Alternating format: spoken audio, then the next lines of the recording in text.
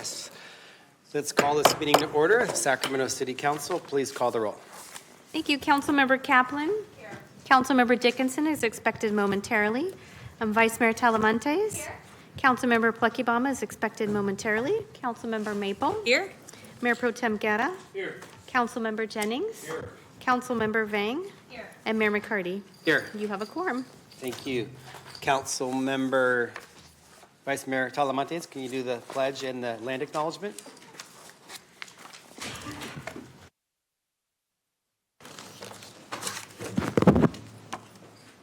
Please rise for the opening acknowledgments in honor of Sacramento's indigenous people and tribal lands.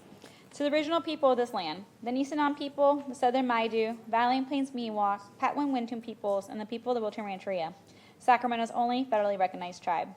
May we acknowledge and honor the Native people who came before us and still walk beside us today on these ancestral lands by choosing to gather together today in the active practice of acknowledgement and appreciation for Sacramento's indigenous peoples, history, contributions, and lives. Thank you. Salute. Pledge. I pledge allegiance to the flag of the United States of America and to the republic for which it stands, one nation, under God, indivisible, with liberty and justice for all.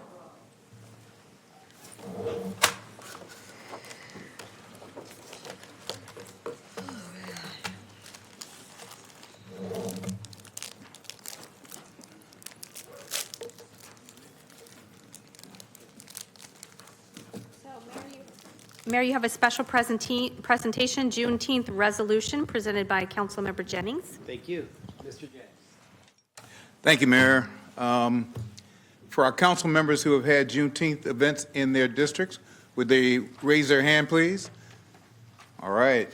So just to let you know that everyone has been involved in Juneteenth as a holiday, and I have a resolution recognizing Juneteenth and honoring the Sacramento Black community. And it has a lot of whereases and one therefore, but I don't want to read the whole thing to you, but I want to read one very important part, because there's been an individual in Sacramento that has been instrumental to the success of Juneteenth in the city of Sacramento. So let me read that one as whereas. Whereas the city of Sacramento recognizes the importance of community-driven events that honor Juneteenth and provide space and education, reflection, and joyful celebration for over the past 2 decades. This individual, Gary Simons, and Sacramento Juneteenth Incorporated, yeah, you can applaud, go ahead. Gary Simons and Sacramento Juneteenth Incorporated have brought the community together through the annual Sacramento Juneteenth Festival, which this year includes Sacramento Juneteenth Southern Soul Festival and the beloved Gospel Under the Stars concert. If you at Gospel Under the Stars or the Southern Soul Festival, raise your hand and let me see you. Let me see. Did you have a good time? Come on, come on. I was there. So, which includes Sacramento Juneteenth Southern Soul Festival and the beloved Gospel Under the Stars concert held at William Land Park. This event offers powerful opportunities to honor Black history, enjoy music and culture, and uplift the next generation. And therefore, let it be resolved by this mayor and this council in the city of Sacramento that June 19th is hereby recognized as Juneteenth Day in the city of Sacramento. We honor the lasting contributions of the Sacramento Black community and express our deep appreciation to the organizers, leaders, neighbors whose Juneteenth celebrations continue to bring people together, fostering understanding and keeping the spirit of freedom and progress alive in our city.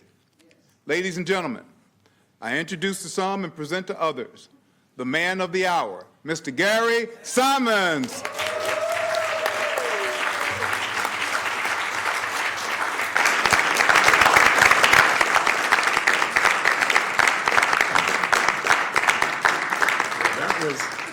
That was a lot there.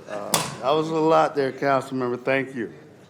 Go right ahead. Councilmember James, let's Mr. Simon speak first, but before you go to Gary, I just want you to know that many of us were out there Yes, sir. This week, and you know, Juneteenth is a couple hundred years in the making, of course, but in the last 5 to 10 years, more of a public dialogue on what is Juneteenth. But for 20 years, you've been making sure that the city of Sacramento recognizes it and celebrates it. It's essentially our black holiday in the city of Sacramento, focusing on our history of our country, but also what we have here in our city today. And you know, there's a lot of discussion as far as should cities and communities and states celebrate it? Should it be a national holiday? Should it be a state holiday? But most importantly, what are we doing about it on a regular basis? And so I just want to acknowledge you and the Juneteenth Committee for stepping up for 20 plus years. Thank you. Thank you, Mayor. And thank you, Rick Jennings. On behalf of the Sacramento Juneteenth Committee, I'd like to send greetings and salutations to the mayor and the council. We've been doing this event for the last 22 years. Roger Dickinson, Lisa, all of you, most of you I know, and Katie. So thank you all for your support over the years. It's been a labor of love. You know, when we started this process, I was with the Visit Sacramento at the time, and Mike Testa is here today. And we started this journey a long time ago, again, 20 years ago, with Sonia Bradley and myself. And we're still here. We're still standing. So thanks to my team, Mr. Jeff Bassett, Sonia Bradley, Ursula Johnson, John Bradford, Marquise, Marcel, Carlene Travis, and our anchor, Miss Gloria Robinson right here. She's the vendor coordinator. So you know how crazy that can get. But to the city mayor and city council, thank you for your continued support. We hope to keep this process going. We hope to continue to celebrate Juneteenth because it's not just Black history, it is American history, and it needs to be told and continue to be shared with the community. So on behalf of Sacramento Juneteenth Incorporated, I thank you all.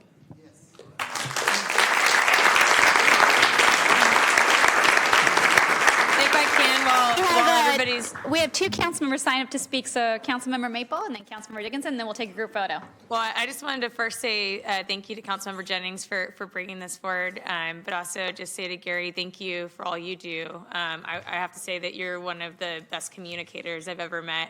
I'm getting emails about the events that are in the pipeline for next year already. Making sure that's on all of our calendars. I think that's really incredible. But I also really wanted to uplift. I know you talked about a lot of the fun events and that they're all fun. But one of the things that I love the most is how much you uplift the youth too. So you're doing contests, you're doing poetry contests, writing at the Oak Park Community Center. You're making sure that you're carrying forth that legacy to the next generation too. And I think that's really important. So just want to thank you for all the work that you do. Yay. And then Councilmember Dickinson. You know, I just can't help but share. I think it was those 22 years ago when you were at the Convention and Visitors Bureau, now Visit Sacramento. We had a conversation, and you said, I'm going to put this event on in Land Park this weekend called Juneteenth. And I will admit to the own failure of my education that I wasn't sure what Juneteenth was. I had some vague idea, but didn't really know that much about it. And so went to the event. We got a great start. All those who've been with the event for all these years, who've built it into the concert and the other aspects of it. I don't think I've missed any over those 22 years. Maybe one or two here, but not too many of them. And it's just gotten better and better and better over the years. But I think the real indicator of the success of broadening the education of all of us is that when Councilmember Jennings asked how many of us had Juneteenth events in our district, I think all of us raised our hands. It's not just a series of events at Lamb Park or a reception at the State Library or the gospel concert. It's now a community-wide celebration. which tells me that, as some of my colleagues have already advocated, it's time for the city of Sacramento to have Juneteenth as a holiday for the city. Thank you, Gary. So we're going to make history right now. We're going to take a picture that will allow us to know on this day we celebrated Gary Simon and the Sacramento Juneteenth Incorporated organization, and we made history right here in City Hall. Join me in the middle. Come on. Thank you, Rick. Thank you.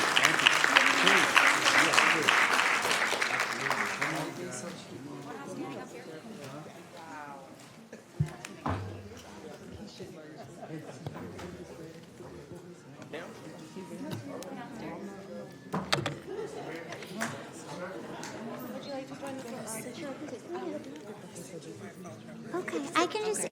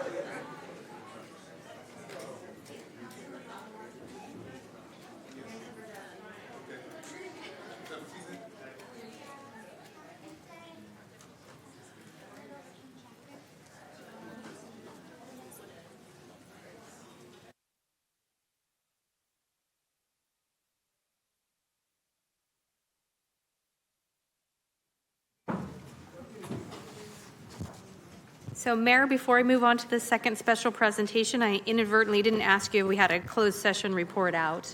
Yes, we had closed session, but nothing to report out. Thank you. And our second special presentation is Planning Academy graduation, and you are presenting.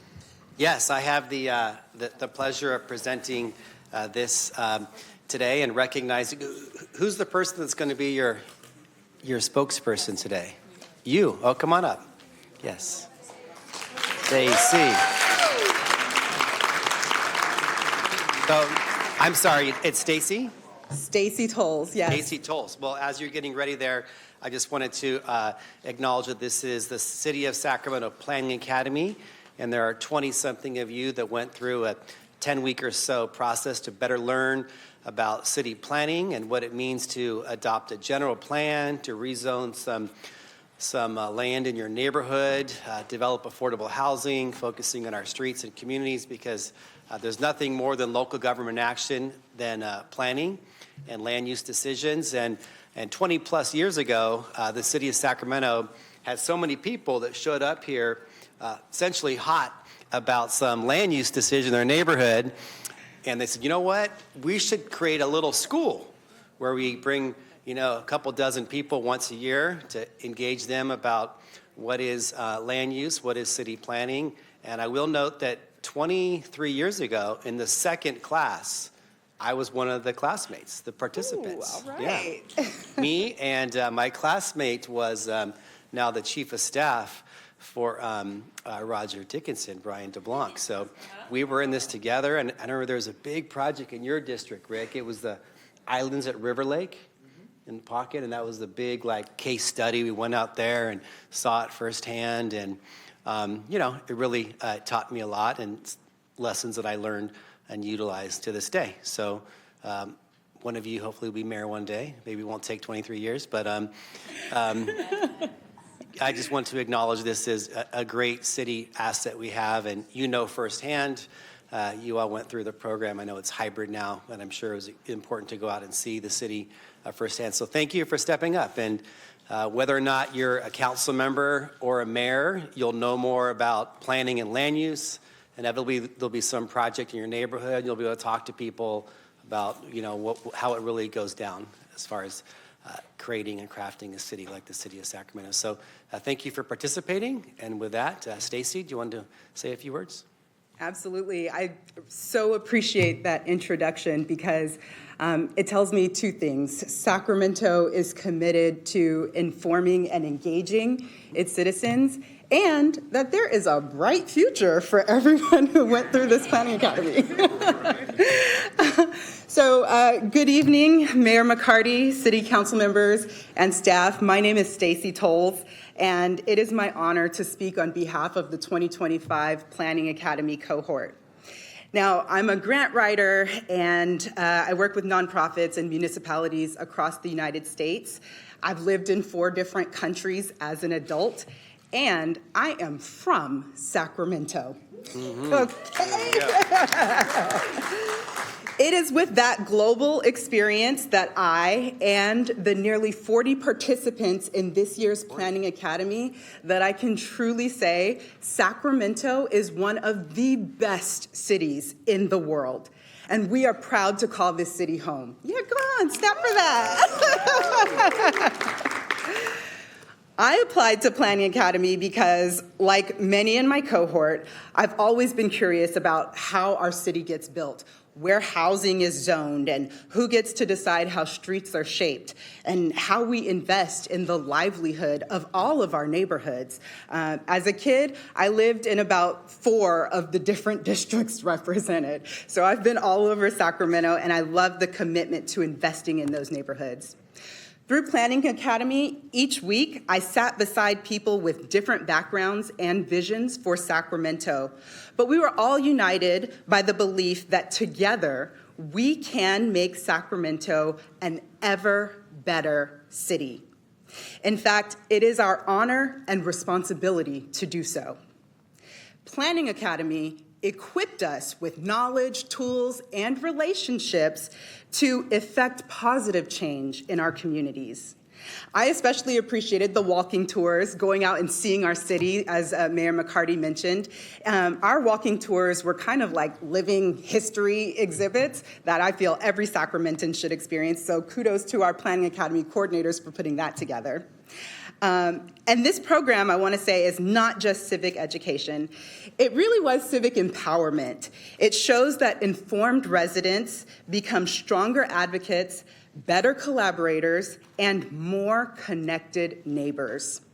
So to everyone that supported Planning Academy, to each of you, to anyone who spoke to our cohort, and especially to my fellow cohort members, I want to say thank you.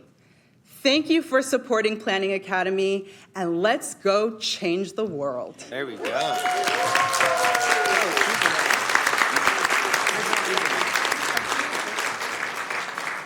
All righty. Thank you very much. Seeing other comments from council members? You all want to come up and we'll do a group picture?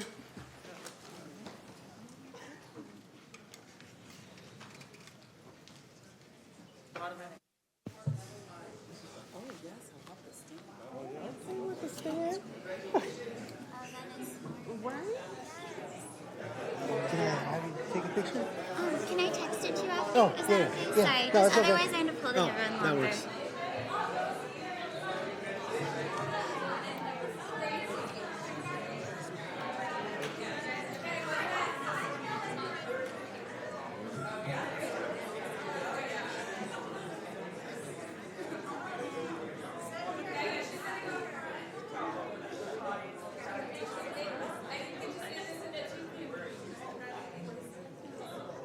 Okay, one here, please. Thank you. One more. 1, 2. One more. 1, 2, 3. Thank you. Okay. Perfect.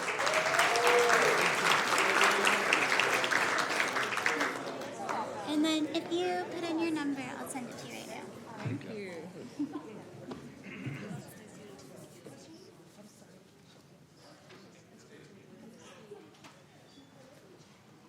Thank you. Have a good day.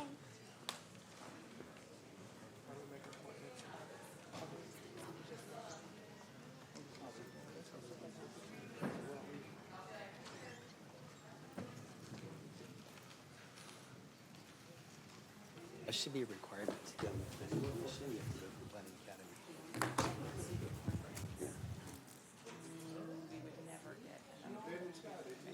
We need to shrink that. We need to shrink that. We need to shrink it too. We need to get rid of the at-large ones. Okay, please begin. Mayor, we now move to the consent calendar. Are there any comments from council members? I do have one speaker on the consent calendar. Just a quick comment on item 8. Looks like Councilmember Kaplan, you're the only one with comments. You want to proceed? Thank you. Again, just want to call out when people ask why is the city of Sacramento experiencing a budget deficit, this is just one incident where you look at authorizing our insurance broker to renew the city's contracts for insurance. The increase in 1 year, the total contract is $25.3 million, where we expect the increase from year to year. This next year is an increase of $5.8 million for all of our insurance. So definitely something to be aware of and call out. I know staff is hoping to have that less than 5.8, but it should be noted when we have an approximately $60 million budget deficit, 5.8 million of that is increase in insurance coverage. Thank you, Councilmember. And I have one speaker, Delta Pick Mello, on item 11.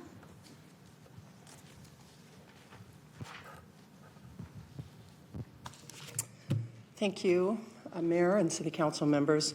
My name is Delta Pick Mello. I'm the Executive Director of the Sacramento History Museum, and I'm also representing here, I'm on the Board of Directors with the Sacramento Historical Society. And I understand that you will be reviewing an ordinance on the Land Park Bowl on Freeport Boulevard. And I just wanted to express our interest in its cultural significance. It's not only a historical landmark, but it's a cultural historic landmark. The Land Park Bowl has been home to the Japanese American community since the 60s, when it was a time that many Japanese Americans were not welcome in public places still. And it also was the home to the first LGBTQ bowling league at a time when, of course, that was very difficult for that community. We are very interested in seeing this be preserved as a historic landmark because of these reasons, and there are interested parties that would like to see it either put back as a bowling alley if the company so chooses, or to be used as a community center of some sort. It had very minimal damage to it, and we would like you to consider that it be preserved. So, thank you. Thank you for your comments. I have no more speakers, so we can entertain a motion. Okay, we have a motion and a second. All third. All those in favor, please say aye. Aye. Any noes or abstentions? Seeing none.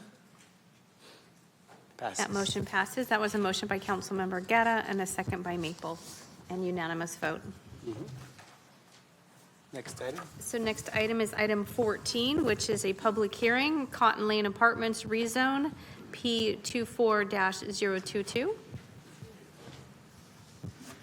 And I have no public comment on this item. Okay.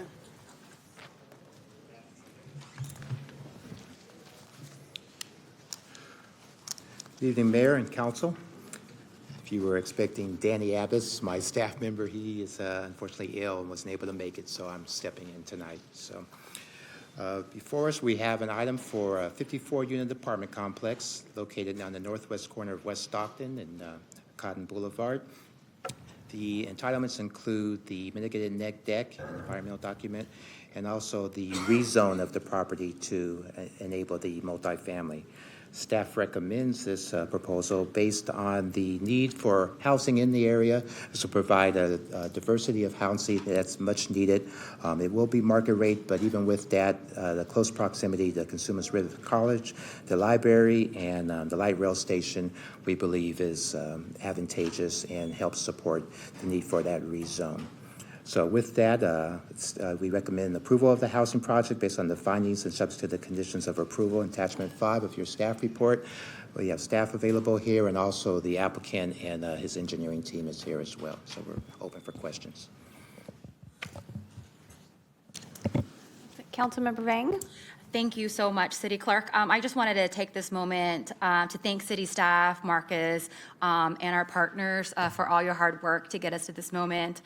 This is a rezone to ensure that we could build more housing in this area in particular. And I also want to thank all the residents who reached out to us, even during office hours, to have a conversation about this project. And so with that, I'd be happy to open and close the public hearing on this item and move the item to action. No public comment? No public comment on No this item. public comment. We have a motion and a second. All those in favor, please say aye. Aye. Seeing any noes or abstentions? One absence. Talamantes. Thank you. We now move to item 15, also a public hearing, which is Sacramento Urban Forest Plan. And I do have 11 speakers on this item.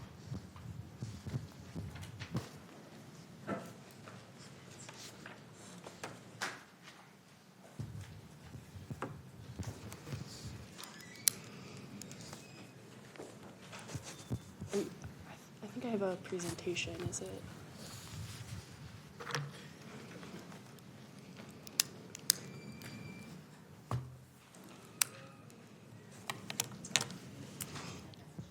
Thank you.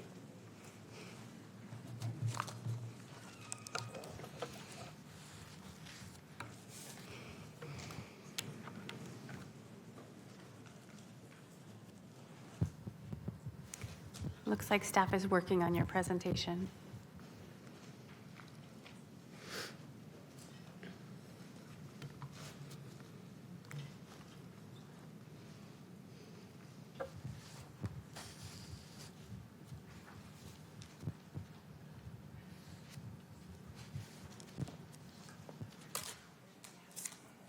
It was attached to the staff report. I can email one right now. Okay. My apologies.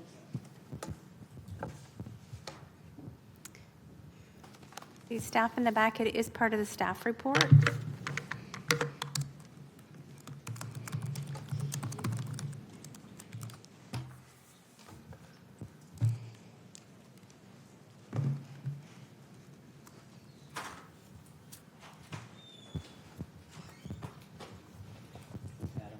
You want me to send it to the clerk or agenda?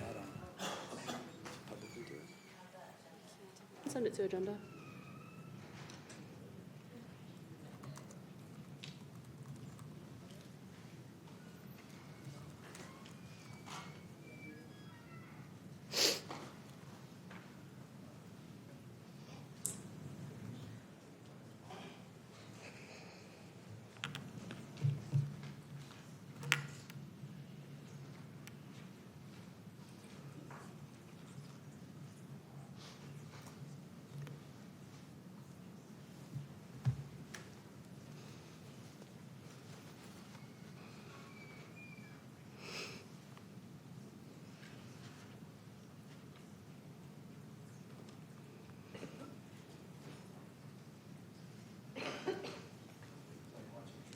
Yeah.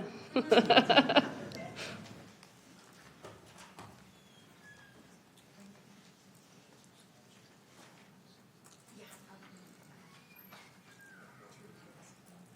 receive it? Excellent.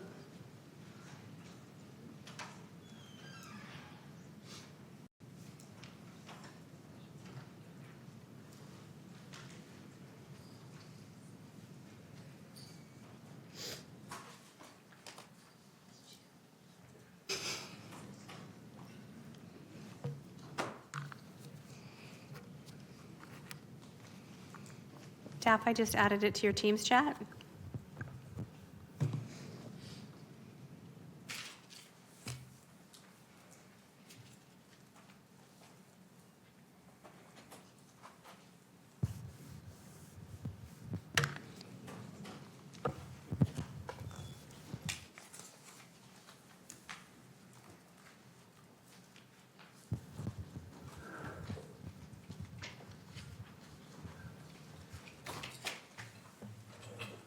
Mayor, I can do tree jokes if you'd like.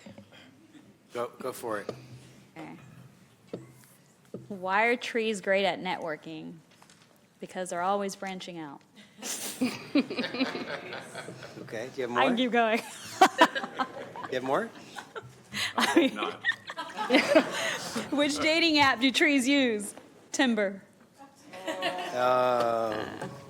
Hey, trees gotta have love too. Yeah. How about the finale? Finale. What did the tree like best about Star Trek? Do tell. Star Trek. The captain's log. Oh, Okay. I don't know, that's a program.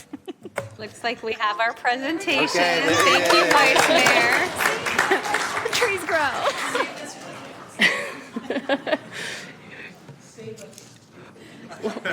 Well, thank you for the jokes, for the humor, and for your patience, Mayor and Council. Good evening. It's great to be here with you today. I'm Rachel Patton, and I serve as the city's Sustainability Program Manager. And I'm here tonight because we've reached the final step of what has been a 7-year process to develop the city's urban forest plan. This important effort marks the city's first formal commitment to update and establish policy and goals for our community's trees in over 30 years. And I'd like to spend a few moments recapping our progress, highlighting a few key aspects of this plan, and then sharing next steps. The adoption of the Urban Forest Plan is necessary to ensure that we have policy guidance to address the needs of our community's urban forests. The Urban Forest Plan is a subsequent project under the city's 2040 General Plan and Climate Action and Adaptation Plan, and it carries out the ambitious urban forestry goals that were established by the council through those documents last year. The plan reflects the priorities of the community and will serve as the city's 20-year guiding policy document for the vision, goals, and implementation actions related to tree preservation, enhancement, and stewardship, and will direct staff work plans related to trees across multiple departments. The development of the Urban Forest Plan focused on evaluating the city's tree canopy, incorporating best management practice, and aligning tree priorities across city planning efforts, as well as establishing policies.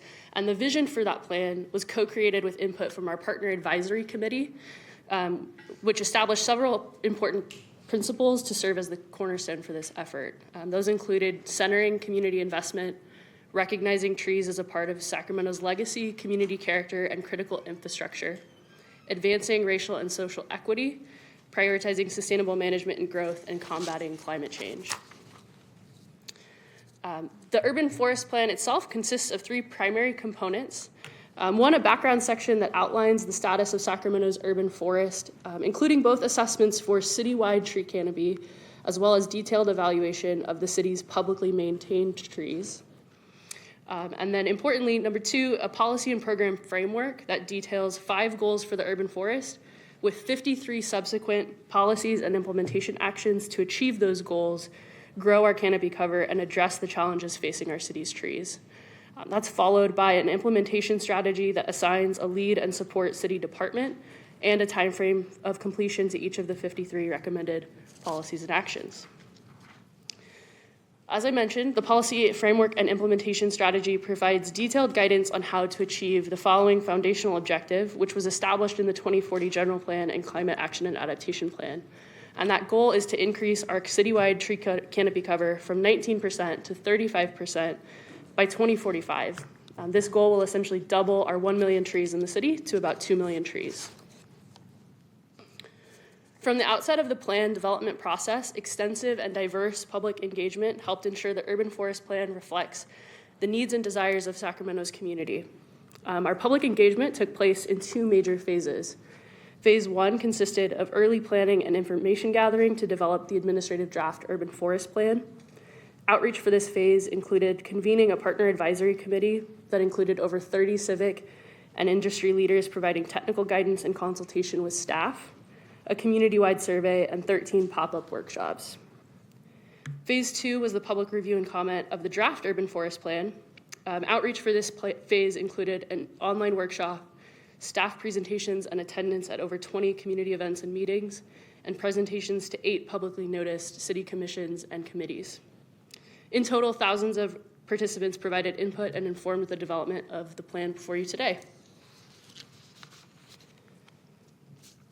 The Urban Forest Plan identifies 6 key challenges and issues that are facing the urban forest that complicate achieving this 35% canopy cover goal. And without intervention, these issues may threaten the long-term health and success of the city's tree canopy.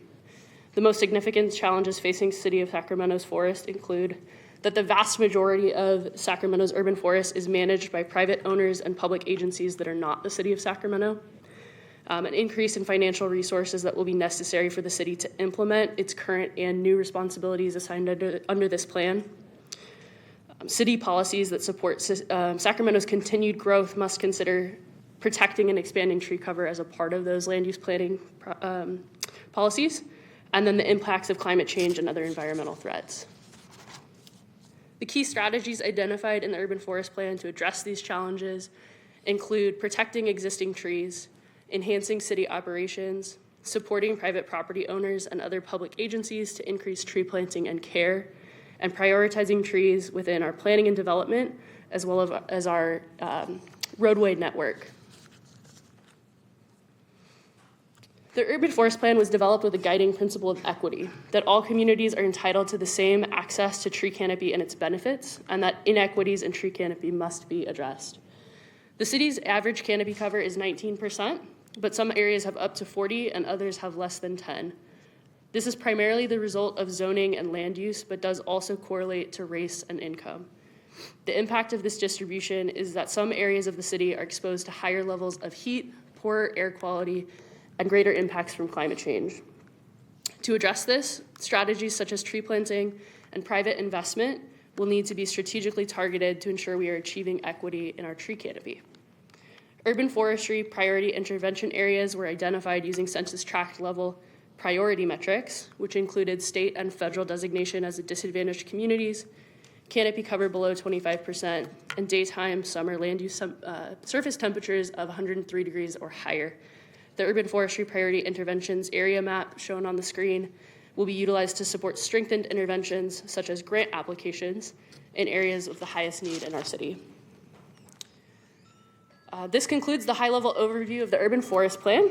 In terms of next step, following adoption tonight, staff will begin implementing the Urban Forest Plan following the implementation strategies, priorities, actions identified in the plan.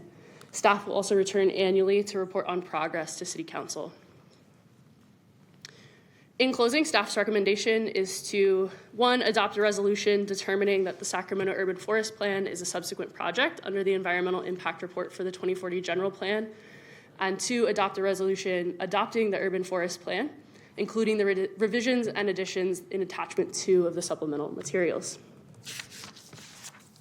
Thank you so much. Myself and other staff are available for questions on this item.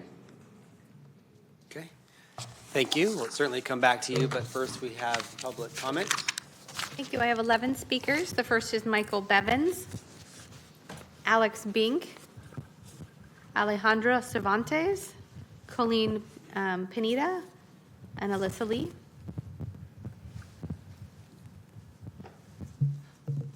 I did want to go first. I don't know much about trees, but I have many people behind me who do know more, so I will keep it very broad. Thank you for, I assume you're going to pass this resolution. Then, like always, it's how do we then fund it to make it actually happen? So I hope that is something you will fund. To follow up, trees, or nature in a sense, is an essential infrastructure. We need to, for safety, for comfort, for beautification of our city, and especially where the trees are not currently. I only suggest is that when you do implement it, you kind of have a formula that it's spread out where the trees are not currently, not just where people want them. You control the streets, so maybe focus on what you do own, and by all means, involve private citizens to plant trees in their place also. But what you control is the city, mostly the streets and your current parks, so plant trees there where they are currently are not there. And I'll end it there. Thank you. Thank you for your comments. Alex, then Alejandra. Hello. I am a D4 resident and community organizer with Rewild Sacramento. I support the adoption of the new urban forest plan. A large body of scientific research now proves that trees are not merely an aesthetic asset, they are critical life-saving infrastructure that protects our communities from extreme heat, air pollution, and traffic violence. This plan is full of excellent ideas, but lacks a clear roadmap to achieve its ambitious goals, particularly in neighborhoods that lack trees. As outlined in the plan, community involvement will be essential for the success of this plan. However, the plan lacks clear mechanisms to facilitate this involvement. I believe a letter shared with the council by Trees for Sacramento proposing a working group with the community will be essential to support the efforts of both the community and the city. As an organizer of community tree plantings, I often encounter roadblocks created accidentally or due to a lack of city planning or capacity. In addition to the working group, I echo the findings of the plan in asking the City Council to identify adequate funding for full implementation. In a climate emergency, it is essential that the city fund urban forestry as a core essential service, not a luxury for only some residents. Finally, I wanted to underline the lack of public street trees in many neighborhoods. This problem must be addressed if we are to meet the plan goals. I believe the most effective strategy will be to ensure that all new and redesigned streets be required to include adequate planting space for large canopy trees. Thank you. Thank you for your comments. Alejandra, then Colleen. I don't think Alejandra's here, so I'm Colleen. I'd like to echo everything that Alex just mentioned on how to make the plan come to fruition as soon as possible, because it is very critical to make this, to have this come to fruition as soon as possible so that we can benefit from the health outcomes. And I'd like to cite an article from Ulmer et al. 2006 in the Journal of Health in Place that conducted a survey of about 7,910 residents in urbanized counties in Sacramento, Solano, Placer, and Yolo. And they also measured the tree canopy in each of those areas. And the results of this study suggest that more neighborhood tree cover in urbanized areas, independent from green space access, is related to better overall health, primarily through lower overweight, obesity, and better social cohesion, and to a lesser extent through less type 2 diabetes, high blood pressure, and asthma. The key contribution of this research is specifically focused on tree cover as differentiated from other types of greenness by using a highly accurate measured neighborhood tree cover derived from high-resolution combination of LiDAR and imagery data, and by adjusting for neighborhood access to parks and open spaces. These findings add to the existing evidence base, suggesting that an important role for trees and nature in providing human health at the community scale in urban areas. Again, that's Ulmer et al. 2016 in the Journal of Health in Place. Thanks. Thank you for your comments. Alejandra is not here, so the next speaker is Alyssa Lee, then Ryan Foster, Daniel Patowski. Hello, Council. My name is Elisa Lee. I live in District 4. I'm representing Strong Sacktown today, and we're very proud to both support the adoption of this plan and to sign on with Trees for Sacramento in their support of the plan, and also their request for the City Council to direct the creation of a collaborative working group between city staff and key community stakeholders who are knowledgeable, passionate, and super dedicated to making this ambitious goal happen. We are the City of Trees. I have no doubt that every single person here is utterly committed to this goal. So what we really need from you, from a great city, is two things. We need funding. And I know we just went through a budget process and there are no easy choices. And then we also need a lot of people power to make this goal happen. Rachel's team is amazing and has put together a great plan, and they cannot do it alone. Great cities make great ambitious goals, so we've got that covered. Great cities also work really, really closely with their residents because they know that the city doesn't end at the dais and it doesn't end at your positions. We are all part of this, and I can attest to working with folks like Alex Bink, who just spoke, and Karen Jacks, who's going to speak. They live and breathe doing community tree planting work. They are ready with people every single weekend if you would let them. And there are so many ways that we need to get creative about how we're going to fund this, where we're going to put all the trees, how we're going to reach neighbors who don't know what they can do about needing trees in their area, who are concerned about trees that are dying and falling over in the sun in the summer.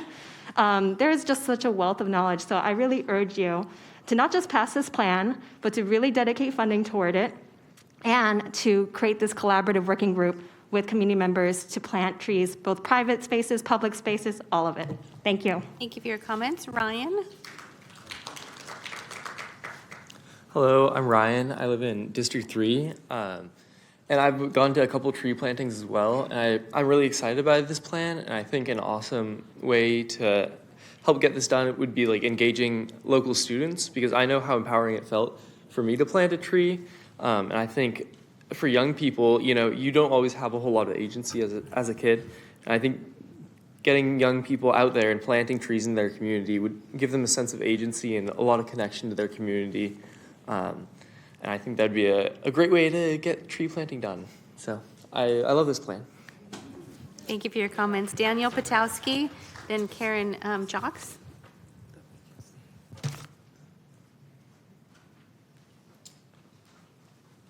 Honorable Mayor, City Council members, City Manager and City Clerk Dan Piskowski. I'm a degreed arborist who has lived and worked in Sacramento's urban forest for the past 34 years.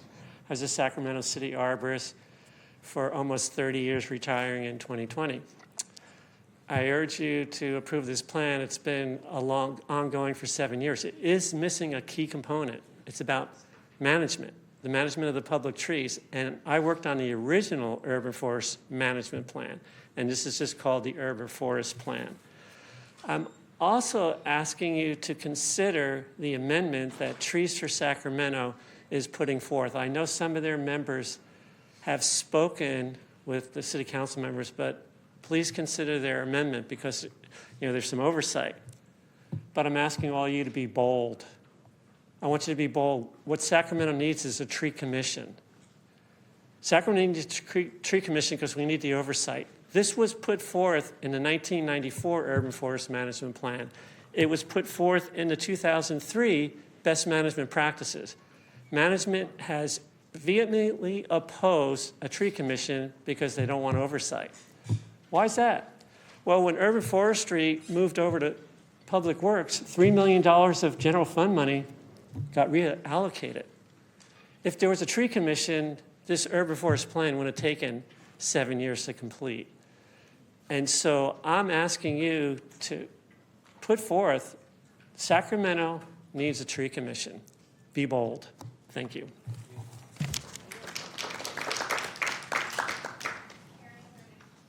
Karen Earth, our next speaker, then West Sams, then Troy Sankey. Good evening. I'm Karen Jock. I'm a longtime Sacramento resident, and I have advocated for trees and loved our urban forest for as long as I've lived here. And I came here in 1982.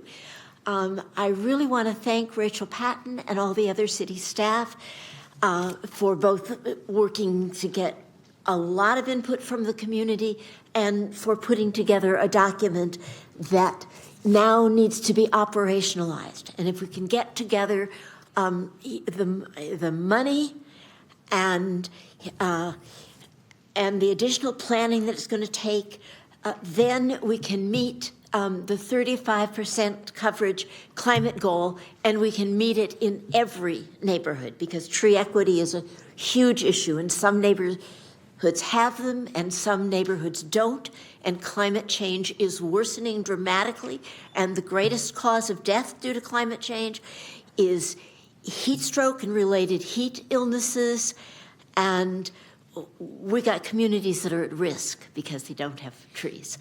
I've submitted more detailed comments to you in writing. What I want to say tonight as a member of Trees for Sacramento is that the working group that we're proposing, I think, is critical as a way for the community and the very committed, knowledgeable staff to continue working together to figure out how we can get planning and tree ordinance that better support and protect our existing trees, to figure out how we can maximize community involvement, maximize grant money, maximize getting young people, many more of them interested in trees, and just give to Sacramento all of the gifts that trees provide. And I support every word that Alyssa. Thank you for your comments. Your time is complete. Our next speaker is Wes Sams.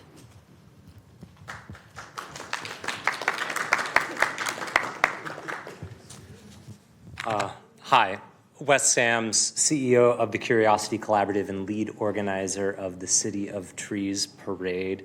And I'm a little bit out of my lane as a Mardi Gras parade organizer, but I thought I'd branch out and support this, this really wonderful, progressive urban forest plan that you guys have put together, and also support the Trees for Sacramento amendment to make sure that we're collaboratively involved with the community as we're moving it forward.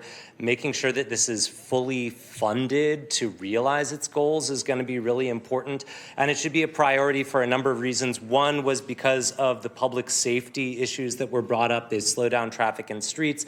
They provide tree canopy cover that keeps our streets cool and protects especially our urban areas from the heat island effect that comes from climate change and just from the heat in general. And the number one killer of all weather phenomena is not tornadoes or hurricanes or floods or landslides, it's heat. And so if we want to be insulated from that, we need to double down into our identity as the city of trees and make sure that we're even more so in the future. The other last reason is that this actually supports the economy in Sacramento by making our streets more walkable, more inviting. They're an attraction for people who want to come and visit us here. And so investing in our trees is investing in our city. And you could say that money figuratively is growing on trees, so plant some more. Thank you. There we go. Well played. Next speaker is Troy Sankey, and then Lori Stetson will be our final speaker. Hi, Troy Sankey here, live in D4, and I am in support of this plan for a lot of the same reasons as the people before me. But I wanted to talk about the bottom line. What is this in terms of money? Well, a street tree canopy produces a net positive return on investment in ways that are directly measurable according to this document. But I wanted to add that it gets better. But wait, there's more. The cost-benefit modeling software that most cities use, and that is what is used in this document, is called iTree. It's relatively sophisticated, but its estimates are pretty conservative and slightly behind the latest research. There are additional benefits not accounted for. These include positive impacts to property tax revenues, localized incentives for tax bolstering infill development, and finally, shaded streets result in slower wear on asphalt surfaces. A study from Modesto has shown that tree-lined streets lasted twice as long between routine seals and resurfacings when compared to adjacent unshaded streets. Our climate is pretty similar to Modesto's, so that's relevant. These benefits can only be realized when trees are actually planted. Space can be constrained in our most underserved neighborhoods, so we need to allow trees to take precedence over car traffic throughput, car speeds, and parking. The story of our trees doesn't end with this plan. We still need to follow through with updating our street design standards, and trees will need to be front and center in that plan as well. Thank you for listening. Lori Stetson. Lori is our final speaker on this item. Thank you. Good evening, Mayor and council members. Lori Stetson, Trees for Sacramento, and we appreciate the time to speak tonight. We've been working with the city since 2015 on the general plan amendments, on the ordinances, and the urban forest plan. You know, trees are important because they're a most effective way to meet the city's climate actions, as others have said.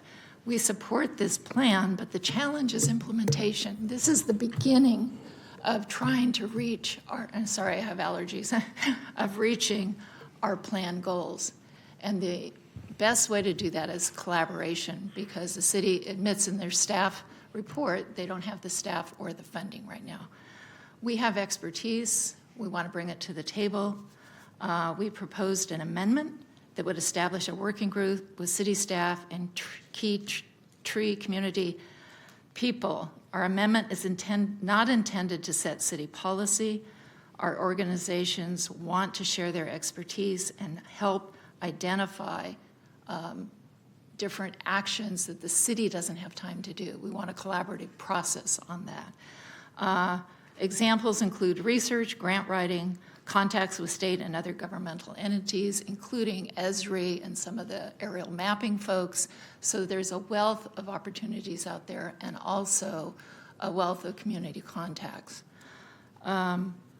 So a working group, in summary, would create a more open and collaborative process for implementation, engage communities in plan policies, and create more public support, and create more transparency in the urban forest plan and city activities, and we can share that with the community.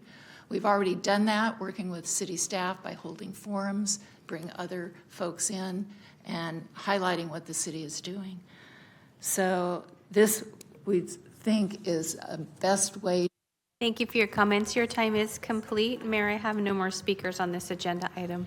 Thank you, Larry. Thank you. That concludes public comment. Council members? Mayor Pro Tem Guerra? Thank you very much, Mayor. First, Thank you very much, Mayor. First, let me thank Rachel Patton and all of the city team and our arborists and Lucinda Wilcox for all of their hard work on this. This has been a long haul, and in fact, yes, let's give them a big round of applause. Because I still remember, it was almost 10 years ago, one of my first meetings that we tried to pull together was a State of the Trees event on the Elmhurst Park Strip. And, Lucinda was there going to bring up the Urban Forestry Master Plan and start talking about how we can do that. So it's been a while. It's been a long time coming to get to where we are today. And I think the fact that our city staff has been, and public works staff has been so committed, and in partnership with our advocates and our community members. Do want to thank, I know she couldn't make it today, but Francesca from the Elmhurst Neighborhood Association, always been very active on making sure that we're, maintaining our tree canopy. So in my district, there's a tale of two worlds. You have Elmhurst, which is, has an amazing tree canopy. In parts of Tahoe Park, you have these old Chinese elms that cover each other up, and they're in create so much shade that even the roads are covered in shade. And then you have south of Fruit Ridge, where the tree canopy is almost non-existent. And so there is retention of trees and then all the expansion of the canopy. So, and both of those need to happen. And I appreciate where we're moving on this because we're looking at both of those places. Two things here. One, the majority of the land is private land. So I think it's important that we start pushing on and advocating and showing leadership on the public sector that of how important this is, so that where the most of the land is can follow suit. I think we have to show leadership first, but and bring everyone else along. And so I think the fact that we're looking at what we do on our public space is important. I know my colleagues have mentioned how it's important that our school districts, and I do want to thank the Air District and our arborists and the Sacramento Trees Foundation for the work we've done in the past to make those efforts to increase the amount of tree planting that we've done. But it doesn't happen unless we have a thoughtful strategic plan. And that plan got us here, but to achieve it, to get to that next phase, we do need that similar collaboration. And all of us will probably have our time here. There'll be different people on this dais and this seat. And I think what's important is that we create the infrastructure, the vessel, and the place for us to continue that work. And that's why, Mr. Mayor, I'm going to move the item and also amend the item by adding an additional section to the resolution to state, and I'll ask the city attorney to whether it's section 3, and then we amend section 3 as section 4. I'll leave the semantics and technical nature to the staff there, but create a section that says to establish a working group with city staff and key tree care holders. The working group will review and jointly develop ways to effectively implement plan, strategies, policies, and actions subject to city approval. And my staff has talked, I think, to our city staff on some of this approach. But I do want to make that motion to make sure that we institute a working group in this process. And I know, thank you, Ms. Supervisor. But I do know that we're only a small portion of it. The last thing I'll say is, yes, we are the center of our county. Our heat island effect affects us all. But I think Sacramento has to lead that so then our county and our neighboring cities can jointly move in that direction. And lastly, I will say also the air quality issues that we face, we're in a non-attainment zone. And if we don't increase our tree canopy, even with all the electrification and everything we do, we're going to continue to face those issues. The next 10 days, our forecast is over 90 degrees, and I think all of us would be much more appreciative if 30 years ago someone decided to plant more trees and have this master plan in place. So thank you, Mr. Mayor. And Mayor Pro Tem, did that motion include opening and closing the public hearing? And yes, and open and close the public hearing. Thank you, Madam Clerk. Thank you, and that was a second by Councilmember Dickinson. Thank you. And I would be glad to repeat the language for the record. Yeah, and I'm happy to repeat it, and I know exactly which section it should go in. So I'll repeat it, yeah. Yes, well said. Councilmember Maple. Well, it sounds like there are multiple of us on here that all agree, because I certainly have the same notes and was going to second, but happy to support the motion. I was hoping if the staff could put up the slide where you can see the map. I think that's really important. While you do that, I think for me and looking at my colleagues who represent some of the areas with a lot of the red, I think we know this intuitively.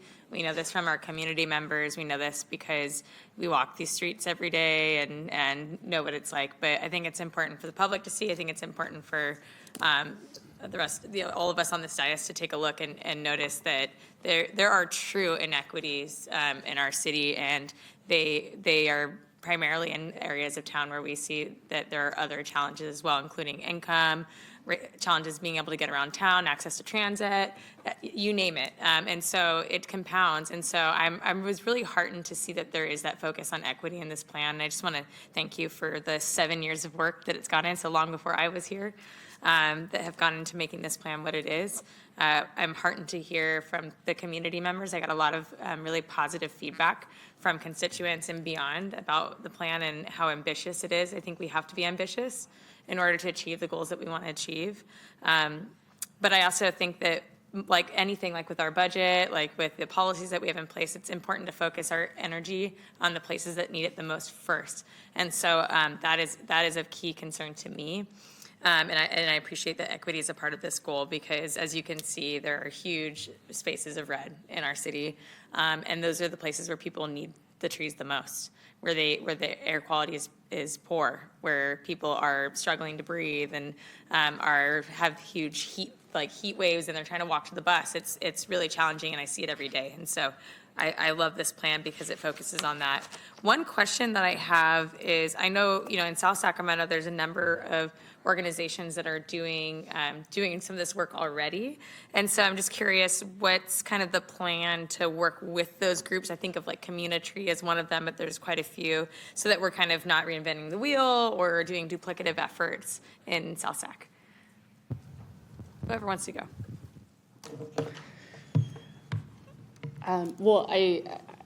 There are a lot of community advocates who are advancing this issue in their own neighborhood, as is very apparent from the support that is out today and on public comment.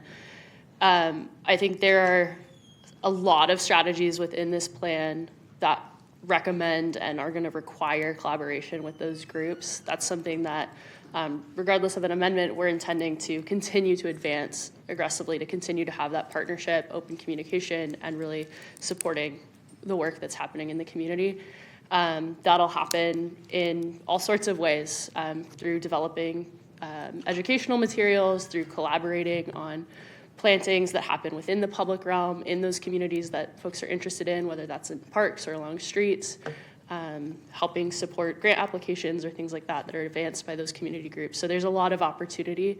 And it's incredibly critical that we do have that collaborative relationship, because 90% of our forest is in those spaces where the public, is owning and maintaining that property. Awesome. And then another question I have is, obviously we have a lot of projects and developments in the pipeline. I think of some of our complete streets projects, like what's happening on Franklin right now, and hopefully more in the future. I know we have a lot of these plans in the pipeline, and hopefully we can get them funded. So is there a plan to kind of coordinate with those projects to make sure where we can create space and plant trees as we're already ripping up the ground that we're doing that? Absolutely. And I think that's one thing that while we've been developing this plan, we also know that, those are once in a lifetime opportunities. So we haven't been waiting. Franklin Boulevard is a great example. We're including robust tree planting with that project as it happens. That's something that there's a formal policy in this plan, but we're starting to do already, is really ensure that trees are incorporated when we redevelop streets. Street design standards were also mentioned in public comment, so I do just want to note that that's another place that we're collaborating really closely with our transportation planners to ensure that when we update those standards that we're not just looking at safety, but trees as a mechanism for that safety and making sure that we're incorporating adequate tree canopy along our streets when they get planned.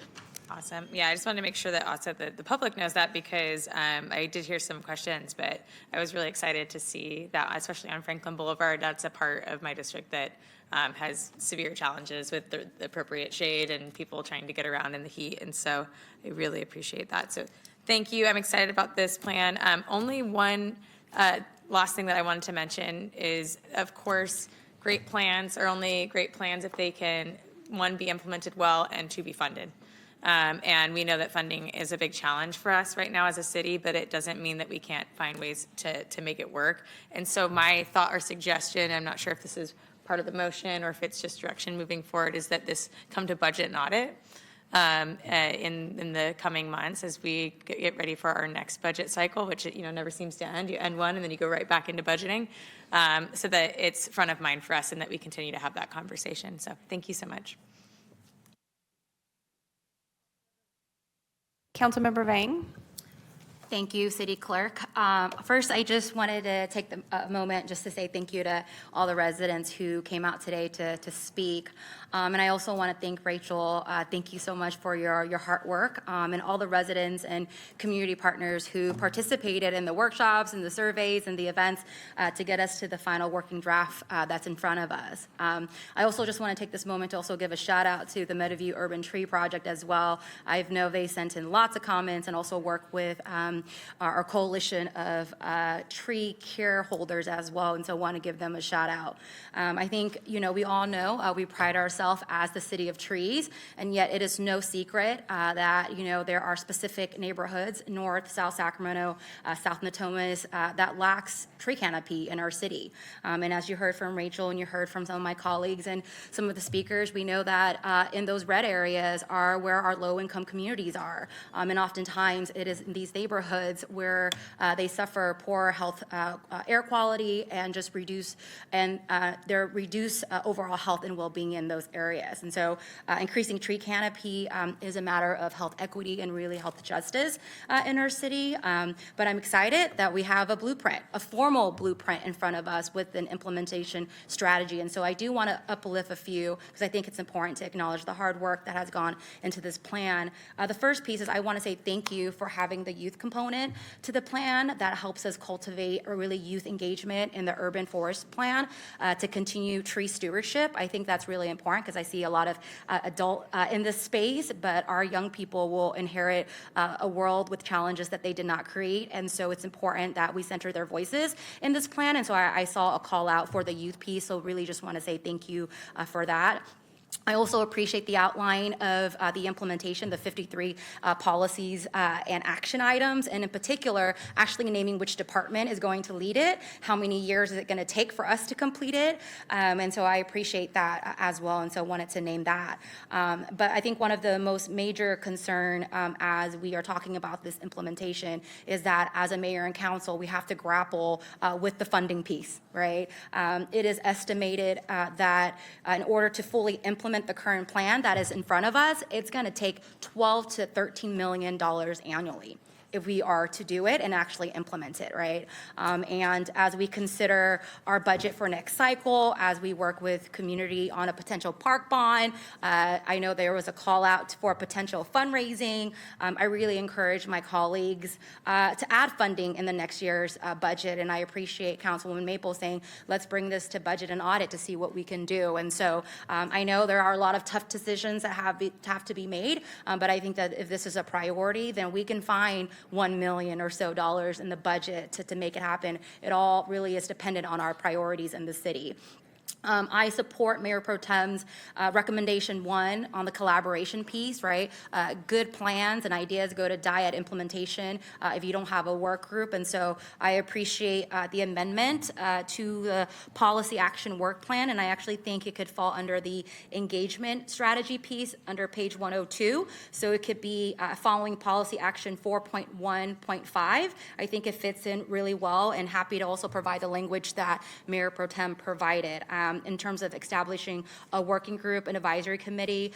In the language, it does say subject to the city approval. And so ultimately, city council still have the ultimate say, but I think having that working group is of utmost importance given the knowledge and expertise we have in the community.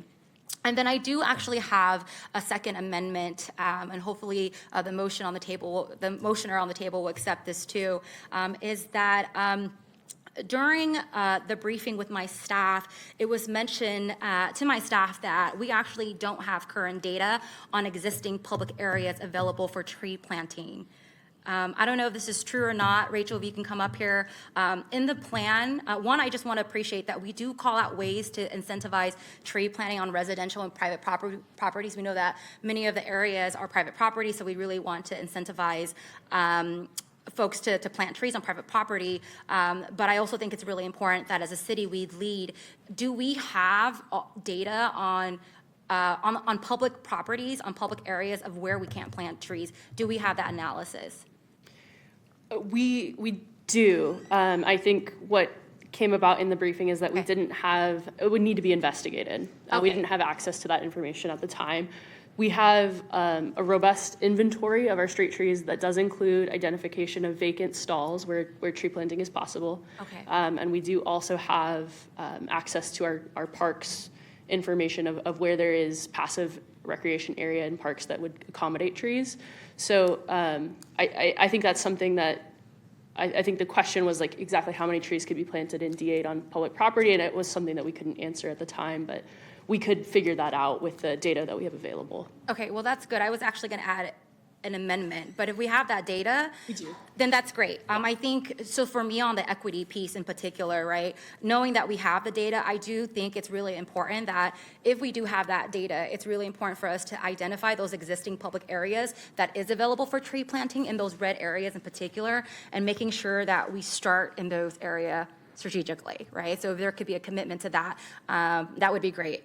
So it's great that we have that data already. So you don't have to do that analysis, so that's really great. So I don't think I need to make that amendment. So I think the only amendment is making sure that we have a work group with the city department and make sure that we can implement this plan. And it sounds like the other, it's more of a direction, maybe not an amendment, but a direction for this item to go to budget and audit to have a conversation of what it will take, what dollars can we find in our budget to add this to next year's budget cycle. So those are all my comments. Thank you, Councilmember Kaplan. Thank you, Mayor. I will also echo it should go to budget and audit because one of the recommendations is invest in tree canopy, and the only way to do that is partly through our budget. So I spoke to staff about this because when we see a map, people imply things with map. People make assumptions about maps. And I just want to, and I brought this up to city staff and they did get back to me. The specific area I actually object to the color about is my North Lake community, which is in the very, map? It is behind us. Oh, okay, good. It is the northwest, the brand new former Greenbrier. It's in yellow.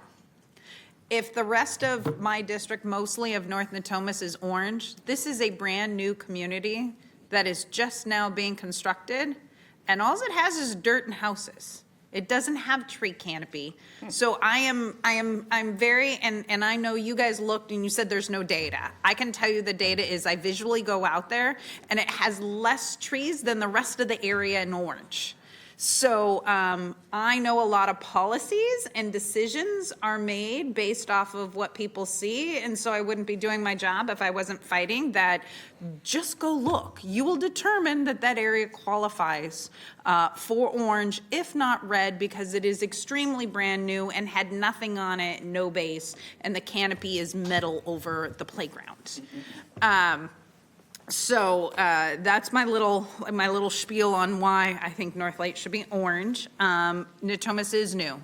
We do have less canopy than a lot of the area. One of the things that our predecessors did right is with new development coming in requiring a certain amount of tree canopy to be planted, and I know that is in our general plan as well. One of the questions I do have, because I've seen it on a couple other items, when new development or modernization on something comes in and trees are removed, generally we require the replacement, correct? Well, but we're removing mature trees and planting them with 2 baby trees that may or may not survive. This is something I am interested in. Why are we not actually knowing we need to plant more? Actually, if 2 are removed, not requiring 3 or 4 to be planted, because there is a 50-50 whether a tree planted at tiny is actually going to grow to maturity. So has that discussed or looked into? Actually, the rule since 2016, when we updated the tree ordinance, is where the replacement requirement is inch for inch.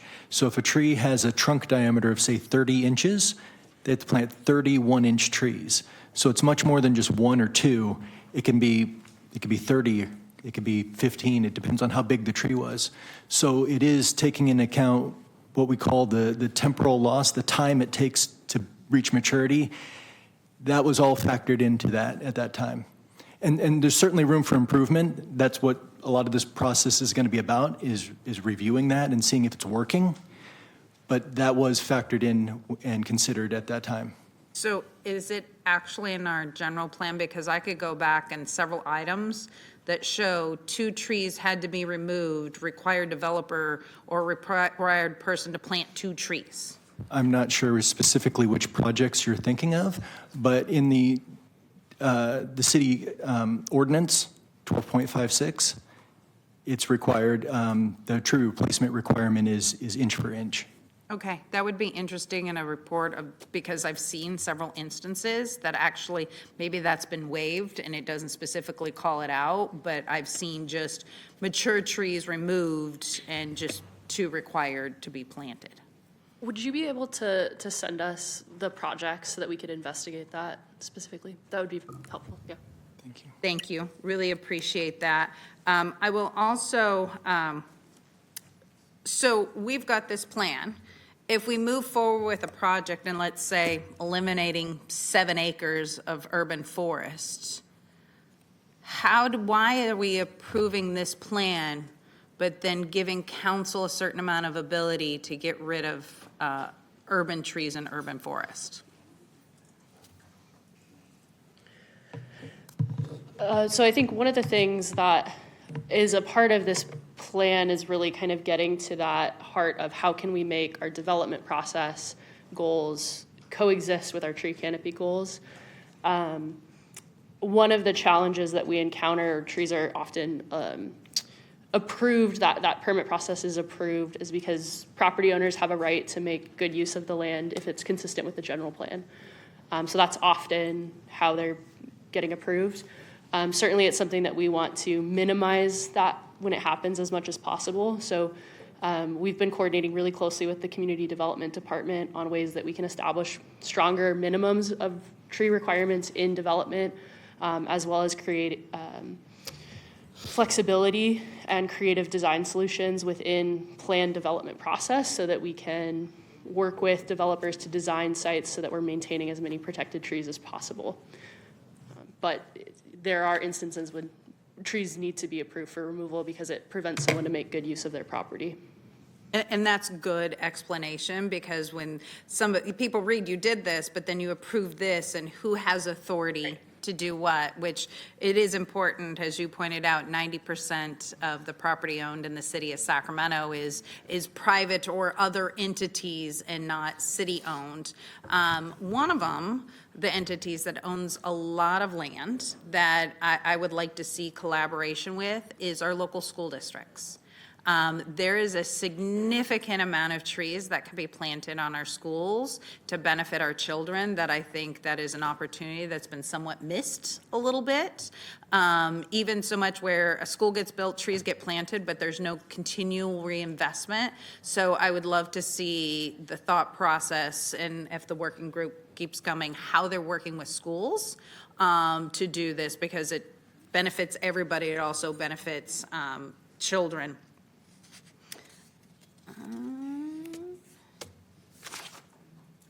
Thank you. Long time coming. Really appreciate it, but I will agree with what my colleagues have also brought up. A plan is a plan is a plan, and it's great, but if it builds dust on a shelf and we don't implement it, what is that plan worth? And I hope we take the time to integrate, make this a priority, and fully find a way to implement it. So thank you.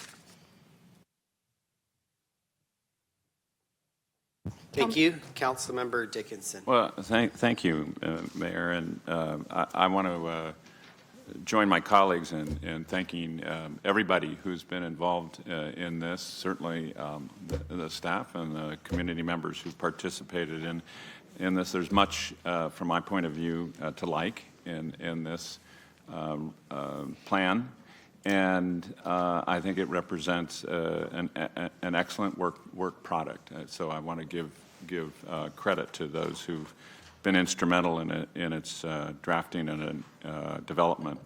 Like my colleagues as well, you know, I'm not actually going to remind any of you or let any of you know the first year I joined the board of the Sacramento Tree Foundation. You might think I've been around for a while, but I do want to emphasize a couple of the same themes that we've heard from others, equity being at the top of that list, and just to put a little bit finer point on it, and looking at the data from the report, Ben Ali, for example, has 17% tree coverage. Del Paso Heights has 16%. Old North Sacramento has 14%. Robla has 13%. Strawberry Manor has 12%. Even when you look at parks, Mama Mark's Park is 20%, Nuevo Park is 15%, Robla Community Park is 7%.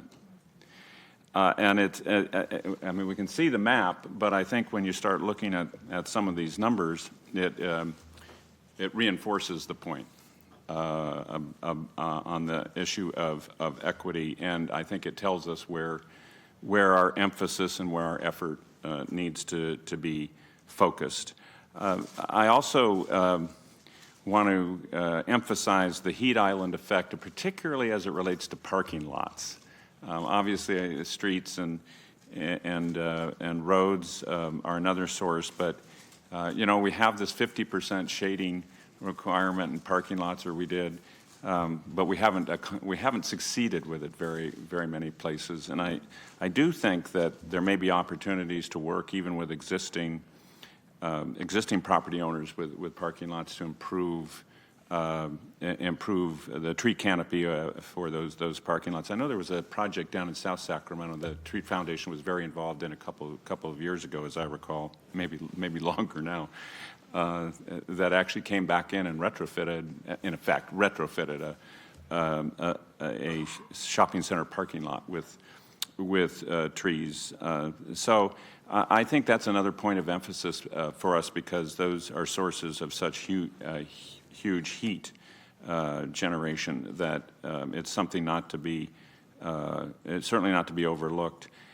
The interesting thing about a lot of neighborhoods that have a high percentage of rentals that don't have homeowners, it can be very challenging to get trees planted on property in those neighborhoods, as anyone who has tried this knows, because the tenant doesn't have the power to say, yes, please plant a tree, and landlords often don't want them because they don't want the expense or the obligation of maintaining a tree. So I think to some extent, while that's still a worthwhile effort to make, public land becomes, and street frontage become much more crucial in some of those areas, and maybe more practical for actually succeeding in planting trees in under-canopied neighborhoods.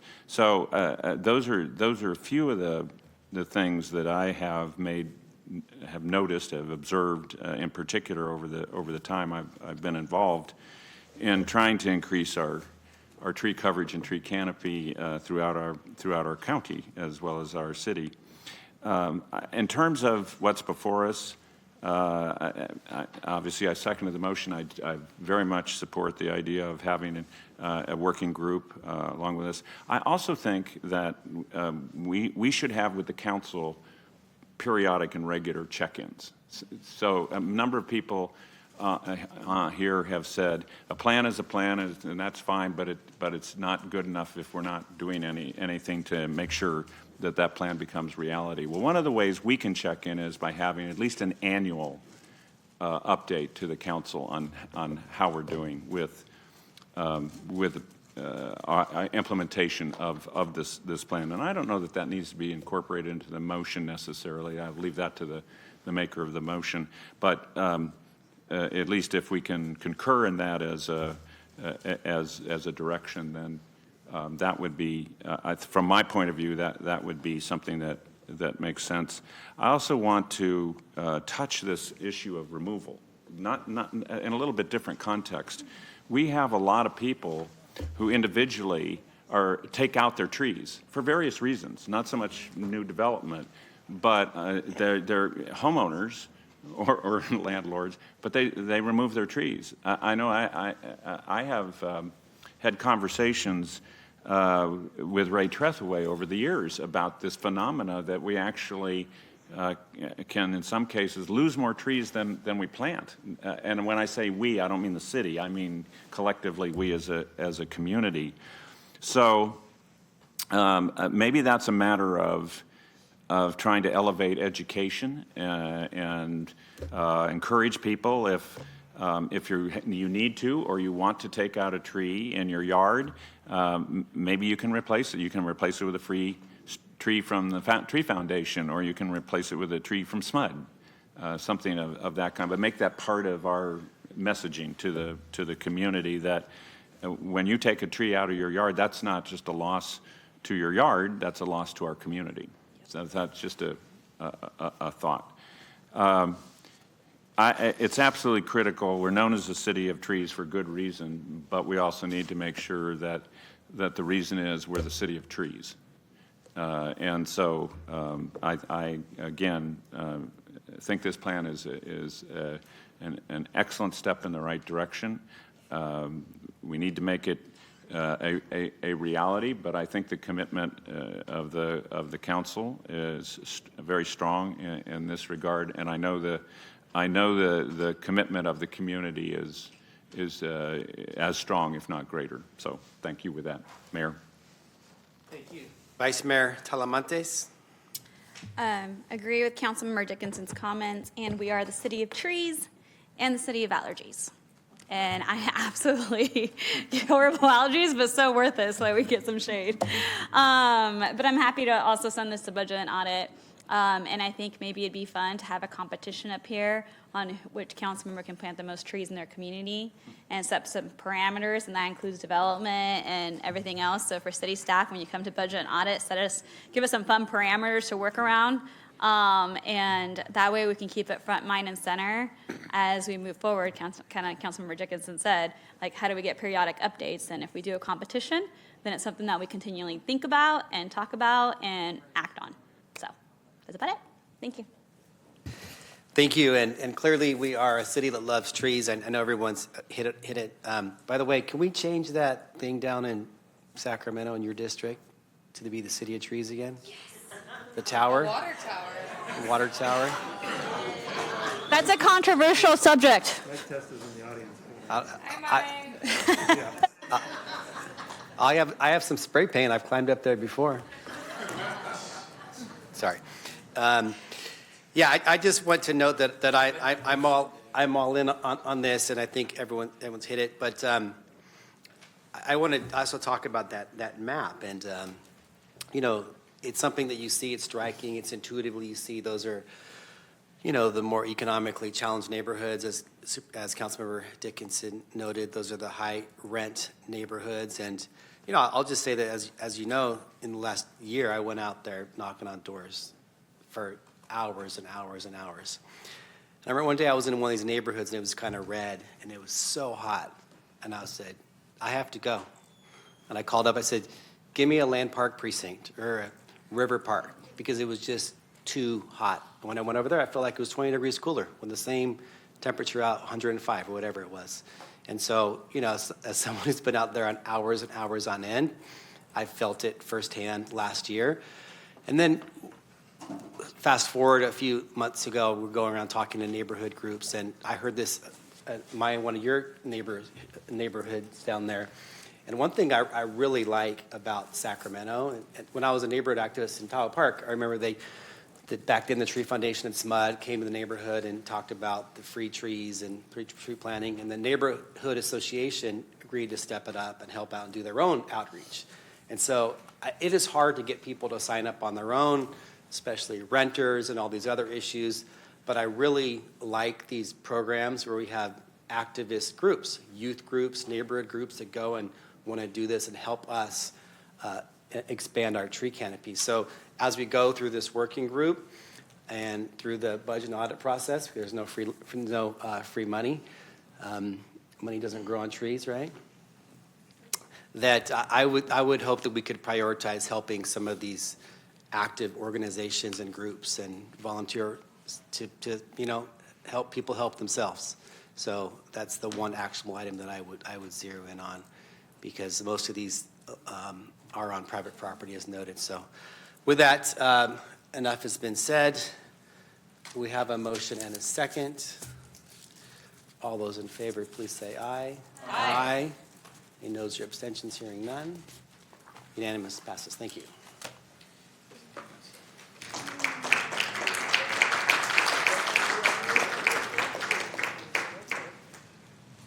So, Mayor, we move to the discussion calendar. Item 16 is an ordinance amending sections 9.04.050, 9.04.055, and 12.48.120 of, and adding Chapter 12.50 to Sacramento City Code relating to entertainment zones. Okay, and I have no PowerPoint presentation. Let me just get to it. Good evening, Mayor and City Council. I'm Tina Levote, your Nighttime Economy Manager. Joining me is Dustin Hollingsworth, Assistant Director of the Convention and Cultural Services Department. In 2023, legislation was approved that defined entertainment zones as zones that may be created by local ordinance and authorize consumption of alcoholic beverages in public spaces during special events. At that time, these zones were limited to San Francisco. In 2024, legislation was approved that expanded the ability to authorize entertainment zones to jurisdictions throughout the state. On April 8th, 2025, staff presented a report to the Law and Legislation Committee providing information on entertainment zones and proposing establishing entertainment zones in Sacramento. The committee supported staff's proposal and passed a motion directing us to forward an ordinance related to entertainment zones to the full City Council without committee review. So that's why we are here today. We are asking the City Council to adopt the proposed ordinance to allow entertainment zones in Sacramento. These zones would be areas where bars, restaurants, wineries, and breweries could sell alcoholic drinks to go during special events. People would enjoy their drinks in outdoor plazas, sidewalks, or streets while experiencing creative programming like live music. These zones would support local businesses, spur economic development, and create a festive neighborhood atmosphere. The proposed ordinance is a two-tier approach to creating and implementing entertainment zones. First, the ordinance designates the maximum geographic boundaries and hours of operation of entertainment zones. These zones are subject to additional conditions or permitting requirements.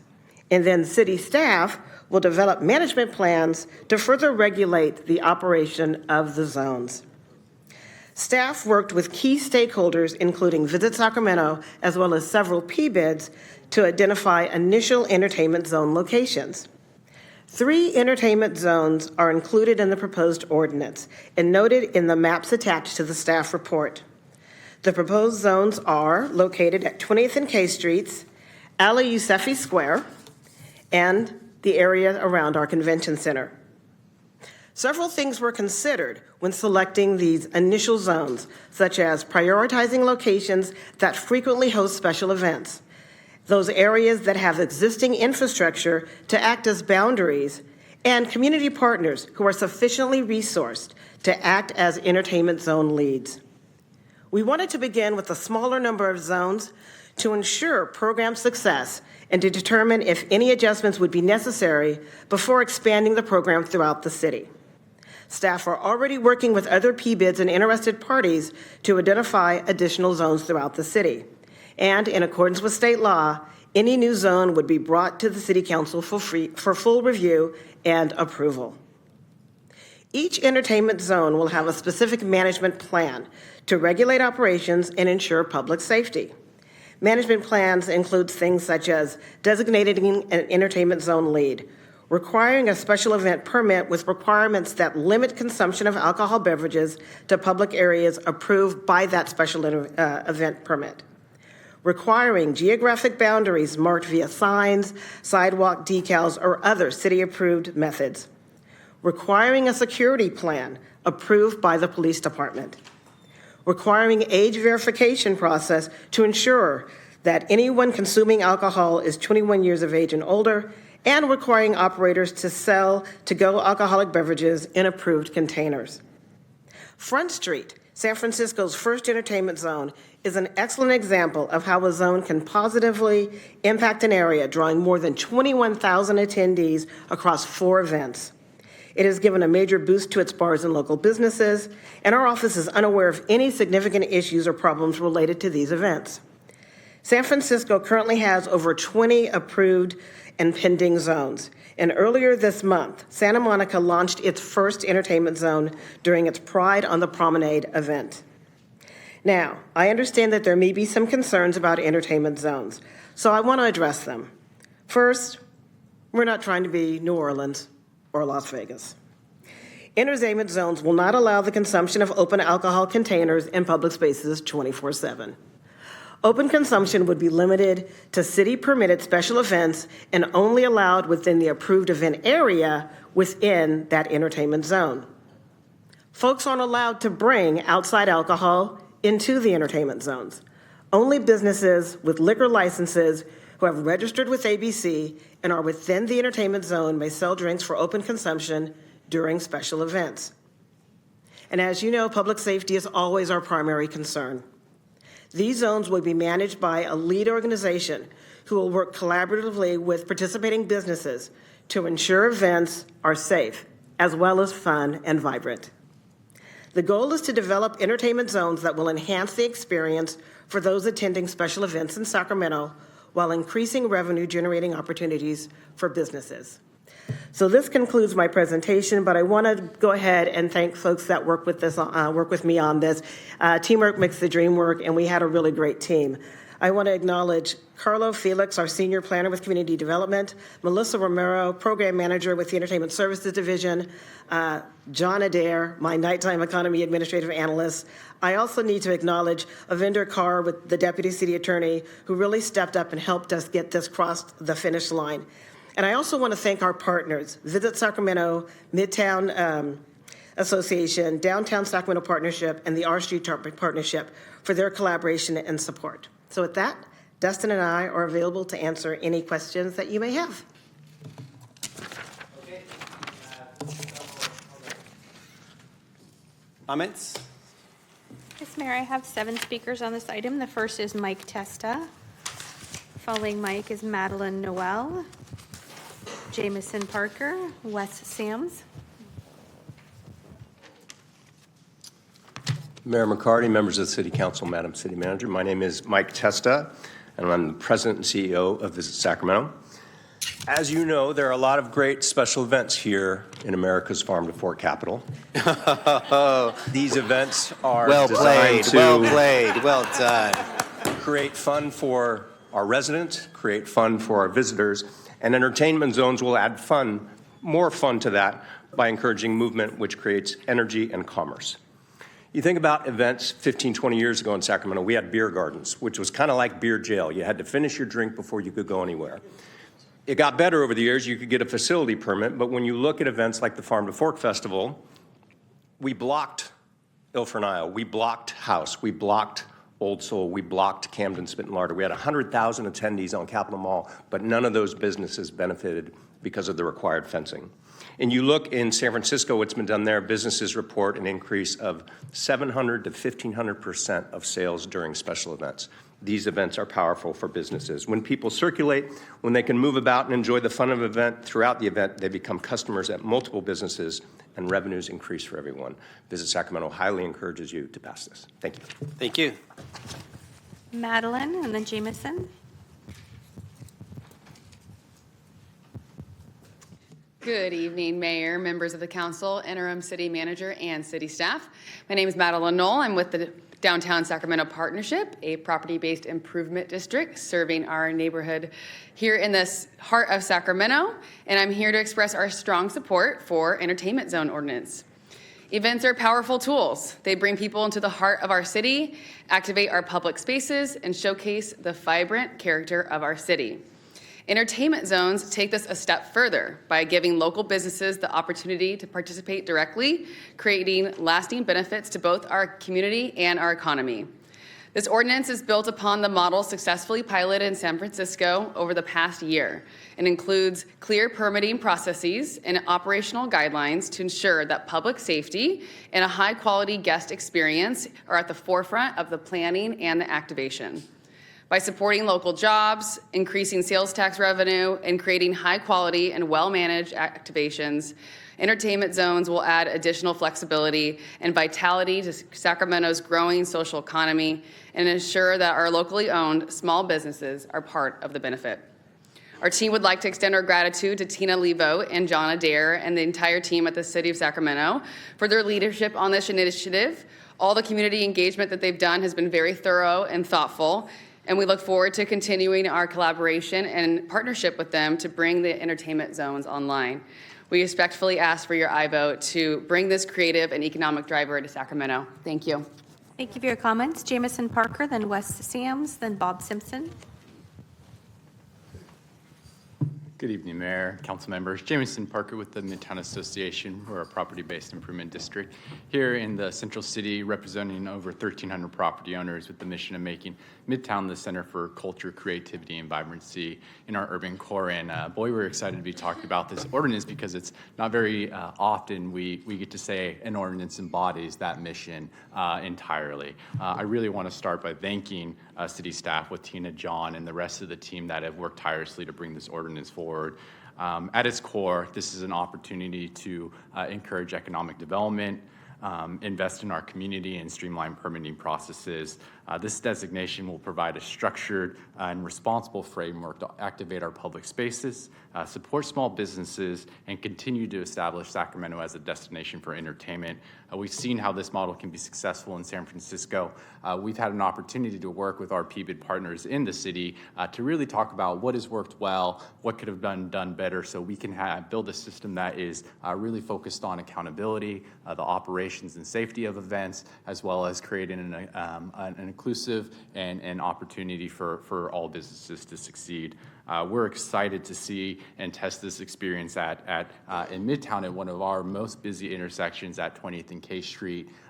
In the last several years, we have invested tens of thousands of dollars into supporting events at 20th and K, including infrastructure like bollards or road closure signage. But more importantly, it's about the investment in collaboration in that space and supporting the businesses, not the single venue that is operating a special event, but those that are on that corridor and how can they be uplifted by special events in an entertainment zone. So we're just grateful for the opportunity to help push this forward, and we urge your support. Thank you very much. Thank you for your comments. Wes?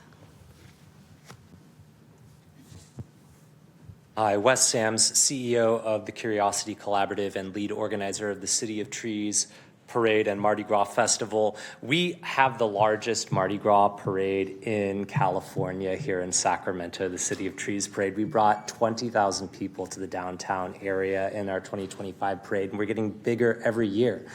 We tout ourselves as an opportunity to bring together Sacramento's diverse communities and celebrate the art, music, and culture that we can spectacularly display on our streets simply by closing the streets to traffic and inviting people out. I see this ordinance as an opportunity to invite more people to openly explore and experience downtown and old Sacramento communities where our parade takes place and really participate. Mr. Testa mentioned that people used to have to be kept in beer jail. You know, this is taking down the fences and opening up the community to experience more. Nothing in particular is dangerous about having an alcoholic container outside. You know, we drink inside, we drink outside. Having a container, as long as it's not glass, doesn't hurt anybody. And so, you know, encouraging people to enjoy the community and be responsible. These are things we can do. We can treat adults like adults, and I encourage all of you guys to support this measure. Thanks. Thank you for your comments. I have three more speakers, Bob, then Alex Torres, then Ryan Foster. Good evening, Mayor, council members. I'm Bob Simpson. I've owned and operated nightclubs and bars in Sacramento for the past 40 years. This ordinance is going to be tremendous for us. We have great leadership with Tina and Dustin and her team, and I really appreciate your support of the nighttime economy for Sacramento. Thank you. Alex, and then Ryan. Mr. Mayor, Madam City Attorney, and members of the council, thank you so much. Alex Torres, wearing a few hats today. I'm speaking to you as a board member of the Capital Venues Coalition, advocating here locally for Sacramento's indie music venue and nightlife scene. Also as the state lobbyist for the National Independent Venue Association, representing over 500 independent music venues and festivals in California, so notably Channel 24 and Harlow's here in town. And lastly, I'm also the state lobbyist for the California Nightlife Association, representing bar, nightlife, and operators throughout the state. Proud to call Mr. Simpson a part of our leadership and a great model operator here in the city. I had the pleasure of working on the enabling legislation. It took 2 attempts. Mr. McCarty, Mayor McCarty, thank you so much for the support in the Assembly. This is a lot of thought has gone into this, a lot of safeguards, and I think you have great models as a Sacramentan. It's really great to be able to see Santa Monica and San Francisco get theirs, but now we get ours, and I'm very excited to see this move forward. Huge thank you to Tina, Dustin, John, the whole staff for the engagement with all stakeholders. These businesses represent a significant portion of the sales revenue, of the city's revenue through sales tax. This is an opportunity to revitalize our downtowns, and there's a select committee in the Assembly about this. Assemblymember Matt Haney has been really focusing on this. This is one of those tools in the toolbox. I would note this also aligns with the Music City survey that was done that talks about how we can improve not only the operating dynamic for nightlife and entertainment operators in the city, but also artists. These are opportunities for them to gig at outdoor festivals, block parties. The opportunities here are endless. And so I look forward to also not only seeing what these look like in Midtown in D4, Councilmember Pluckybaum, but what does it look like in D5? What does it look like in D1 and D3? So appreciate your support here today, or just a strong vote in support. Thank you. Thank you for your comments. Ryan Foster is our final speaker on this item. I'm really excited about this plan, and then also I think it's really smart that we're starting out with only a few areas and expanding out from there once we get ideas from there.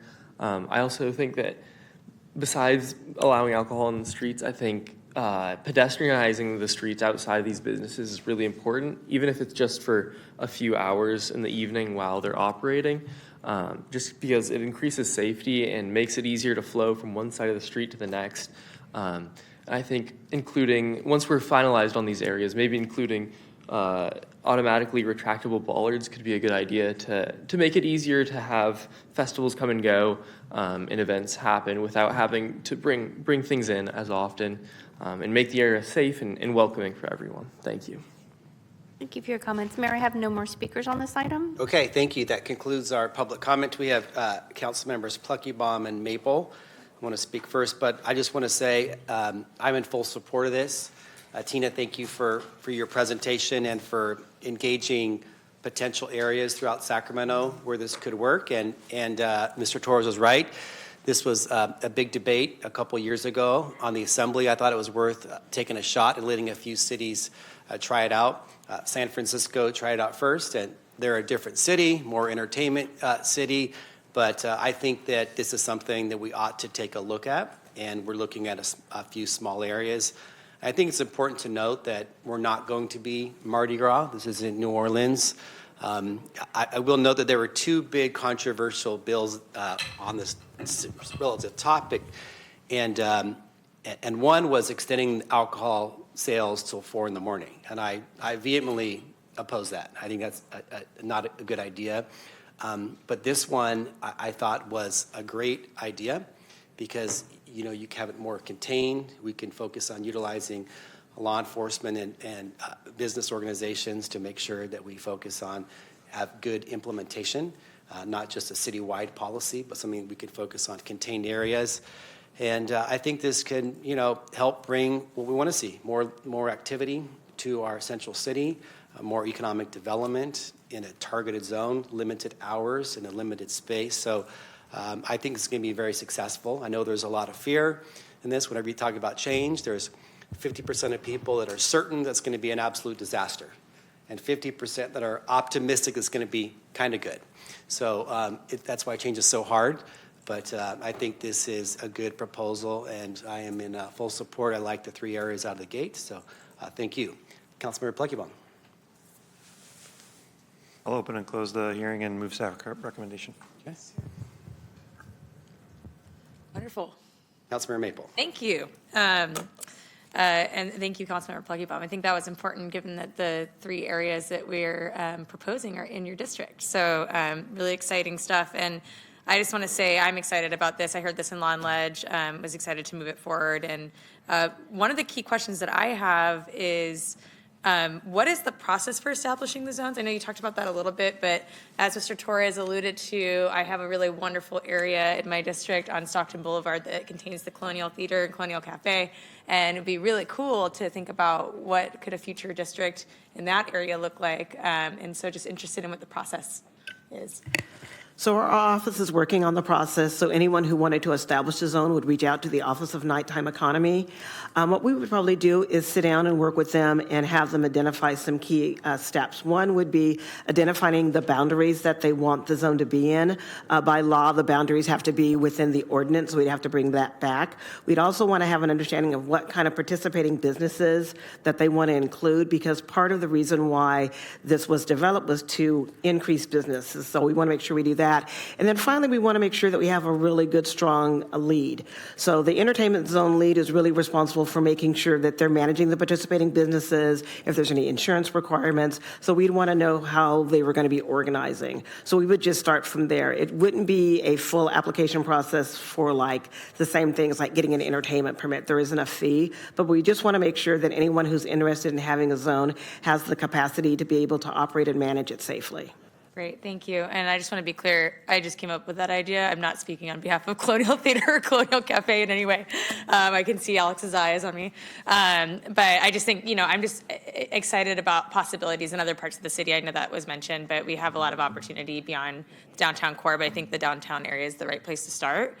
So excited to see how that cracks out and what we can learn from this beginning stage. I want to thank you, Tina and Dustin and John and everyone who worked on this. I think it takes creativity to figure out, sometimes state laws get passed in that building down the road, but they don't always apply directly to cities, and we have to figure out what does it look like for us. So just appreciate you putting in that work and being willing to be creative and work in partnership with our business community to figure that out. And one thing that I've noticed when I go and the times I've been in Europe is we just have very different relationships with alcohol here in the U.S. and the restrictions and rules, and a lot of those are not in our control here at the local level. But I just remember being in Portugal one time, and there's little pop-up stalls in the middle of Cesar Chavez Park where you can go get an Aperol Spritz and sit at a table with your friend and talk. And it's just it's very different and a little bit less restrictive. And yet I didn't see, people running around crazy drunk, having issues there. It's just part of the culture. And so I hope that as we start to update and change our rules, that we can build that culture and really a community, right? Because that's what these spaces create, is you have spaces where people can come in, spend time with their friends, have fun, go into the local businesses. So if you're at an event, then you can just pop down the street into your favorite restaurant. So it's really good for everyone. It gets people out of their houses, into the community, talking to other people, and patroning our local businesses. So I'm really excited about this and happy to second the motion and move this forward. Thanks. Thank you. Councilmember Jennings. Thank you, Mayor. I'm very excited about this as well, and want to make sure that it is successful. And so I'm trying to understand, how will we measure success? I think one of the things we'll be looking at is, attendance at events, but also how it economically benefits our businesses. One of the things that, as Mike mentioned, just how many businesses in San Francisco noted it increased people coming and enjoying themselves and being able to be part of the active space. So, and I think we focus a lot on the restaurants, but we're also looking at other businesses because there may be a shop nearby or other places that benefit by having people in the area. So I think for us, success will be event attendance, but also does it really economically benefit those businesses that are now able to participate in special events who before were precluded from participating?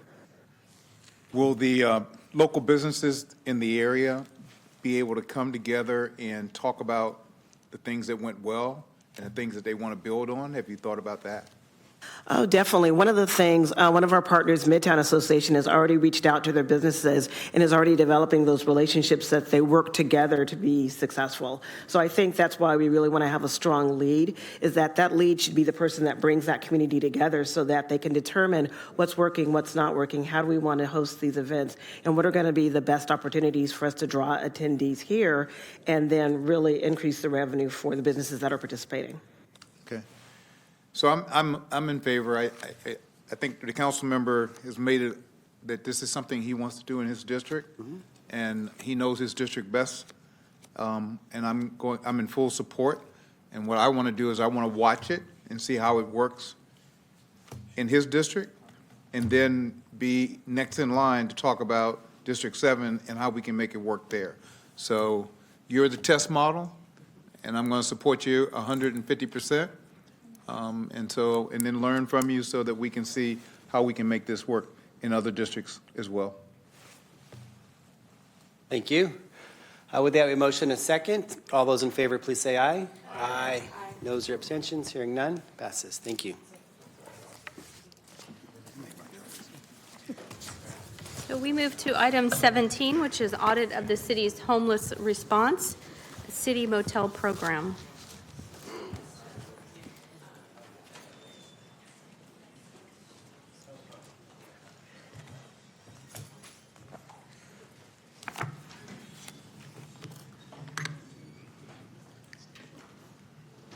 All right, good evening, Mayor McCarty and members of the City Council. I'm Farishta Arari, your City Auditor. I'm here to present the audit of the city's homeless response for the City Motel Program. With me today are members of the audit team, Kevin Christensen, Joyce Chi, and Chevelle Jackson.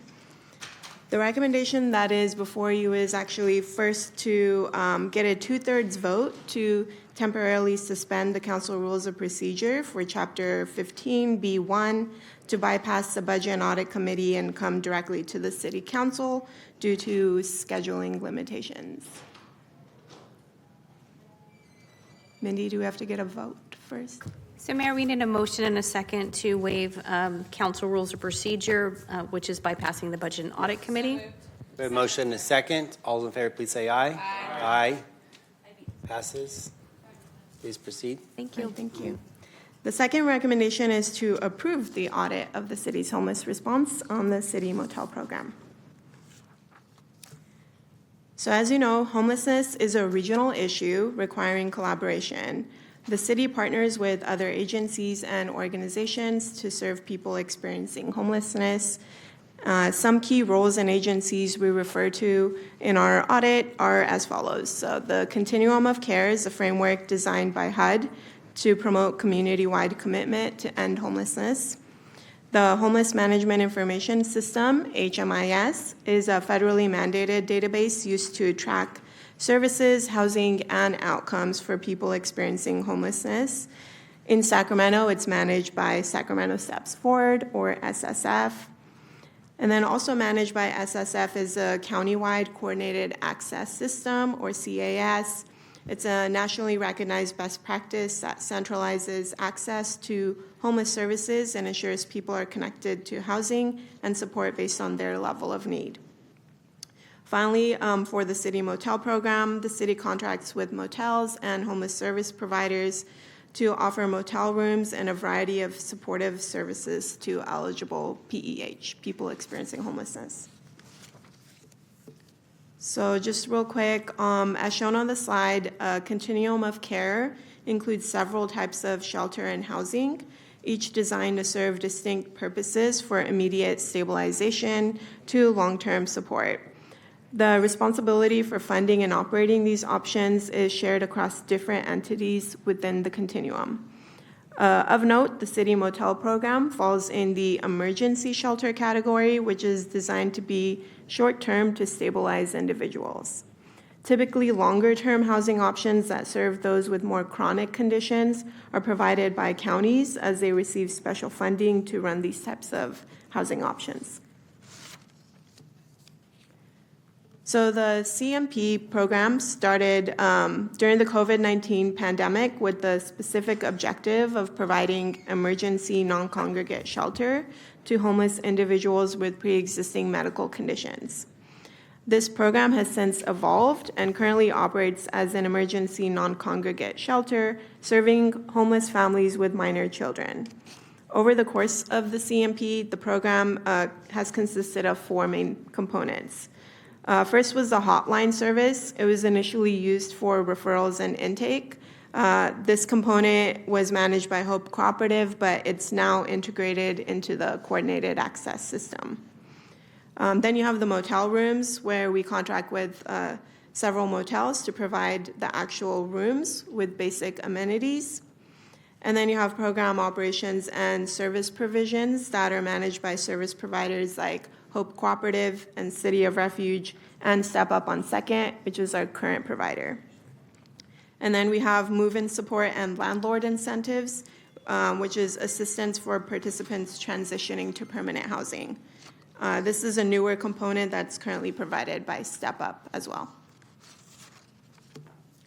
So the city has spent more than $28 million for the operation of the city motel program from December 2020 through December 2024, and has served about 3,400 individuals, which averages out to be about $8,300 per participant.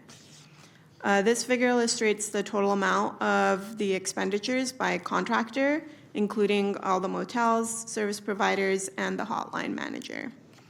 And as you can see, the majority of the funding was spent on the motels.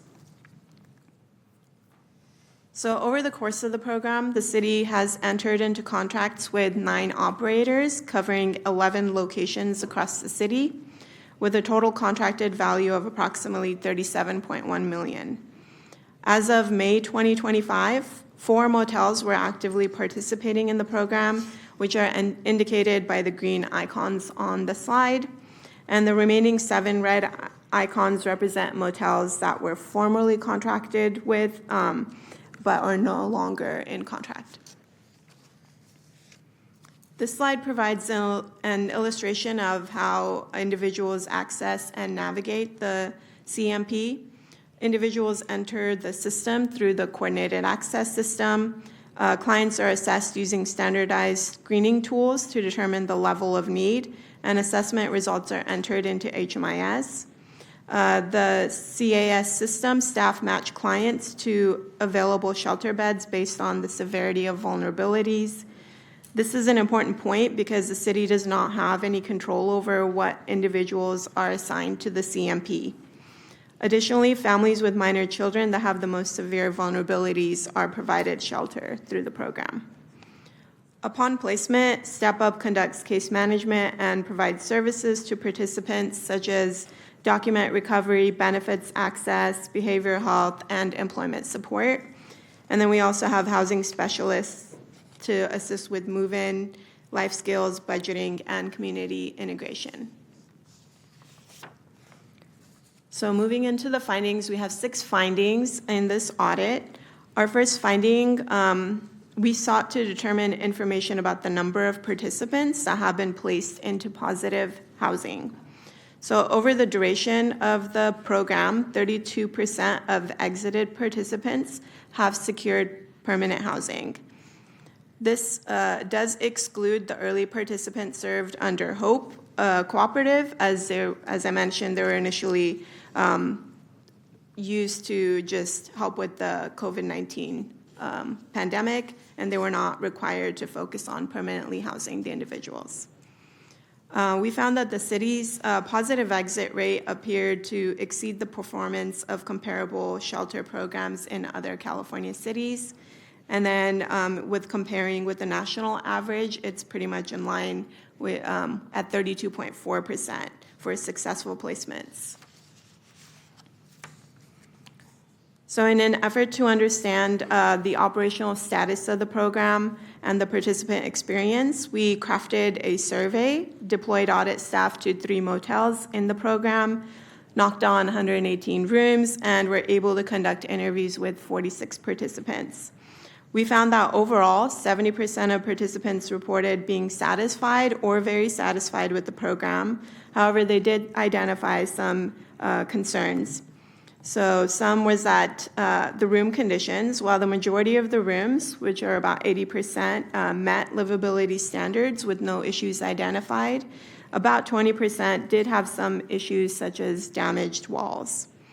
In response to the survey, we also found that 78% of participants felt that services were sufficient, and about 22% expressed a need for more regular and effective case management. Notably, because the participants were granted anonymity in the survey, we weren't able to compare their responses to data in HMIS. Finally, we also found that participants found certain rules were stringent and not well communicated, leading to a lack of flexibility for extenuating circumstances. So some of these were visitor prohibitions, mandatory room cleanings, and rules barring leaving adolescent-age children in rooms alone. In addition, we came across a few participants that did not speak English, which brings up the concern that the program rules and contracts are only offered in English. We recommend that DCR assess the participant responses and feedback to the survey and consider whether any changes or modifications are appropriate. For our third finding, we focused on data that service providers have been documenting related to case management services provided to the participants. Sacramento COC established baseline data collection goals to ensure complete data in HMIS. And according to the data quality plan, certain data fields, including program entry and exit dates, are baseline requirements. However, we did find that some data accuracy issues, and identified 3 sub-findings in this finding. First, inconsistencies in critical data fields, including enrollment dates and exit destinations, reduced the accuracy of analyses on both program participation and performance. Second, there were no services documented in HMIS for approximately a third of the program stays. And finally, service costs are not tracked in HMIS, which limits the city's ability to systematically determine the total monetary assistance that we're providing to each participant, or whether the assistance requires further review. Incomplete data may inaccurately reflect participants' progress in meeting programmatic goals, such as obtaining necessary documents or transitioning to permanent housing, which in turn compromises confident reporting on the program's effectiveness.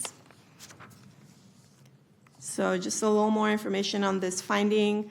To conduct our data analysis, we downloaded and compiled data reports in HMIS as of January 31st, 2025. We found, like I mentioned, some data accuracy issues with multiple fields. And then we also found issues with the motel data recording. For example, we found approximately 42% of participant stays do not have a motel location documented in HMIS. And as I mentioned, it limits the city's ability to accurately assess participant outcomes, track progress, and evaluate overall program performance. DCR staff did acknowledge the issue and attribute it to a mix of system limitations and real-world complexities, such as failed housing placements or changes to household composition. And as I mentioned, a third of the services were not tracked in HMIS. As a reminder, the program started as a COVID-19 response program. And so in the early part of the program, robust data fields and comprehensive data input requirements had not been established by the COC. In addition, the Hope Cooperative was, as I mentioned, not required to focus on housing placement or providing services, which explains the low services documented for them. And we'd also like to note that looking at the slide from right to left follows the evolution of the program in time. So there does appear to be continued improvement of the data input practices. And the current gaps just highlight the need to strengthen data quality and improve program oversight and effectiveness. So to address the data issues identified in the finding, we made 4 recommendations to improve the completeness and accuracy of the data input into HMIS and increase the types of information tracked, such as entering monetary assistance into the system. Our 4th finding addresses the CMP's overall design. As I described earlier, the program is an emergency shelter program that provides non-congregate shelter for families with minor children. However, best practices and guidance on what an emergency shelter is, how long individuals should stay in emergency shelters, and the services that should be provided are different depending on the source that we're consulting. So we had 2 sub-findings for this finding, and it was first that the objective does not fully align with its current function or contractual performance metrics, and the CMP operates beyond the typical emergency shelter function, both in lengths of stay and in services provided. And second, the reduced rate of positive exits after the initial 6 months in the CMP results in the program unintentionally having characteristics of other types of housing programs. So emergency shelter requirements are defined differently across the levels of government, specifically federal, state, local, and our continuum of care. First, in terms of length of stay, the expected length of stay is simply either defined as temporary or, according to state and DCR policies, 6 months or less. In terms of services provided at emergency shelters, there's a minimum standard set by state law and the DCR team, which requires at least minimal supportive services to be offered. The continuum of care goes a bit further, and they expect shelters to meet basic needs, offer housing-focused services, and connect people to voluntary mainstream services such as healthcare or employment support. Overall, we want to stress that emergency shelter is intended to be temporary, supportive, and accessible, especially for our most vulnerable residents. As I mentioned, emergency shelters are meant to be short-term, but in practice, many participants in the program are staying longer. We analyzed shelter data through the end of January 2025 and found that the average stay is about 160 days, which is more than 5 months, and the median stay was 91 days. Some people are staying significantly longer than others, which pushes the average up. And that shows that there are real barriers to moving on from shelter for a portion of the participants. When we break down the data by provider, we do see differences. So as I mentioned, Hope Cooperative stays were shortest just due to the type of program they were originally running. And then if we remove Hope Cooperative from the data, the average length of stay jumps to 199 days, which is above the 6-month target, and the median increases to 137 days. What we found, as I mentioned, is that nearly half of all positive exits, meaning participants moved on to permanent housing or stable housing, occurred within the first 6 months. And then this window appears to be when the program is most effective. After that point, the rate of positive exits gradually declines over the remainder of the first year. And about 22% of positive exits occur after participants have been in the program for more than 1 year. And we believe these patterns reveal 2 key trends. First, there's a strong momentum early in the participant's stay, especially in the first 180 days. And second, if a participant doesn't exit within those first few months, their chances of exiting quickly decreases. Beyond the first 6 months of stay, the program begins to resemble long-term subsidized housing rather than the temporary emergency shelter. And this raises the ultimate question of what does the city want the shelter to be? We found that the cost of achieving a positive exit increases significantly the longer a person remains in the program.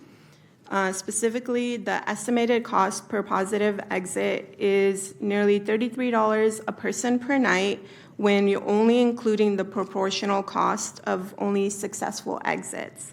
So that's the yellow line showing the cost by length of stay. And then the average cost increases to about $100 per person per night when factoring in all program participants, including those that did not achieve a positive exit. And that is the blue line on this chart. So it costs the city about $16,000 per positive exit if the participants exit by 6 months.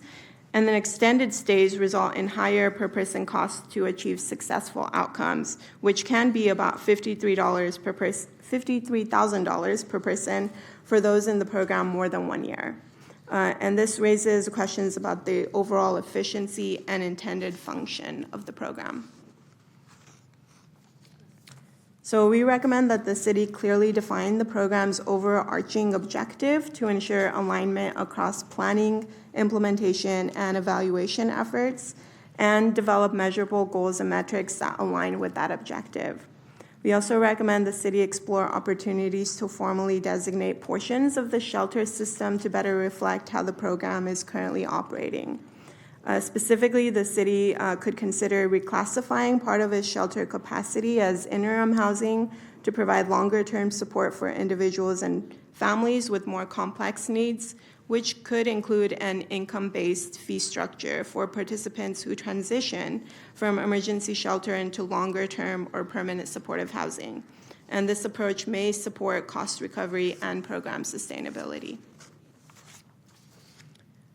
Our 5th finding focuses on the case management practices and conducting more prompt and dedicated triage early in participant stays to potentially improve turnover. So a review of case notes from a sample of participants served by Step Up and the City of Refuge revealed significant variability in the logging of notes.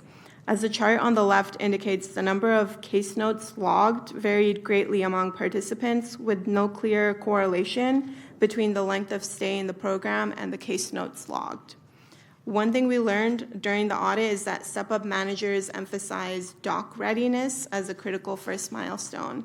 This means participants have all necessary documentation, such as driver's license and birth certificates, which help participants obtain services such as Social Security and CalFresh benefits.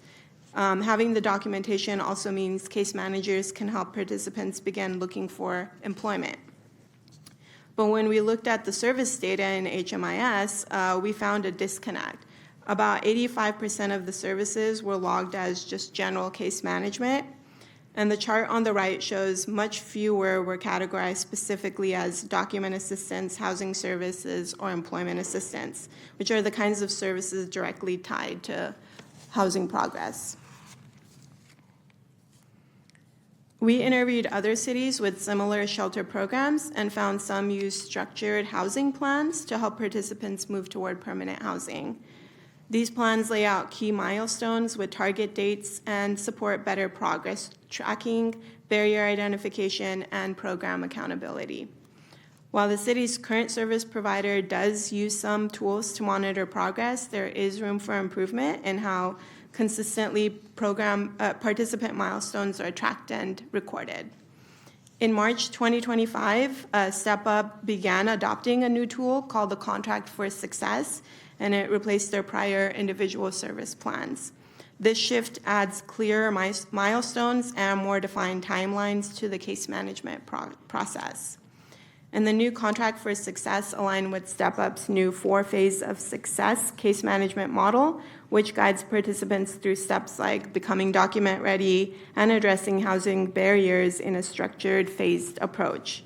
This transition marks a significant improvement, helping both case managers and the city collect more consistent, structured data on participant progress, while also making services more goal-oriented and transparent.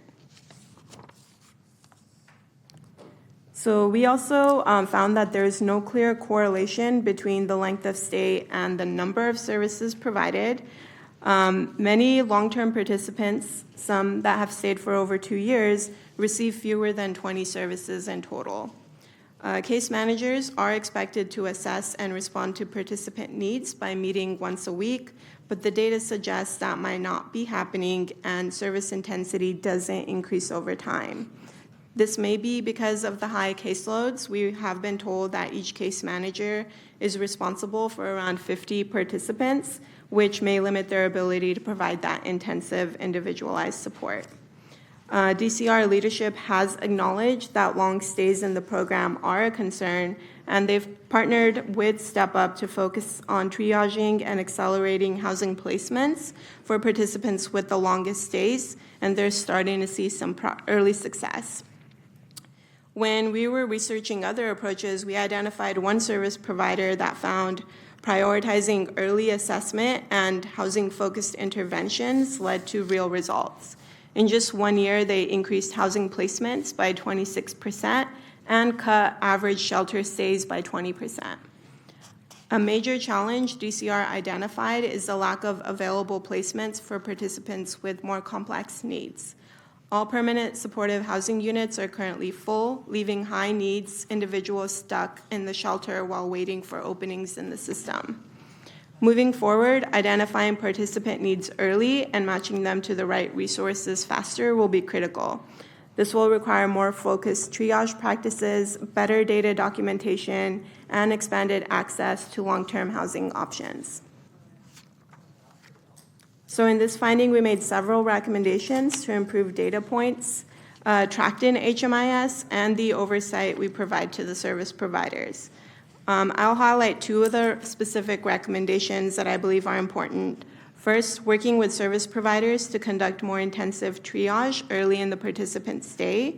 Doing so can help connect individuals with services that may fall outside of the shelter's current scope, and it can also decrease the length of stay, which would help free up space for other unsheltered families in need. And another recommendation is to require the service providers to clearly document any significant barriers that prevent a participant from exiting the program. This will help the city better understand what challenges are most difficult to resolve and where additional resources may be needed along the continuum of care. And then our last finding found that the city has put in place steps to review invoices and reduce the risk of unauthorized payments. However, there are still areas where the process could be strengthened to ensure all invoices include clear and complete supporting documentation. We reviewed a sample of invoices submitted by Step Up and found most charges, such as staff costs, housing search support, rental assistance, and furniture, appeared reasonable based on our review and conversations with DCR, but we did identify opportunities to improve that oversight.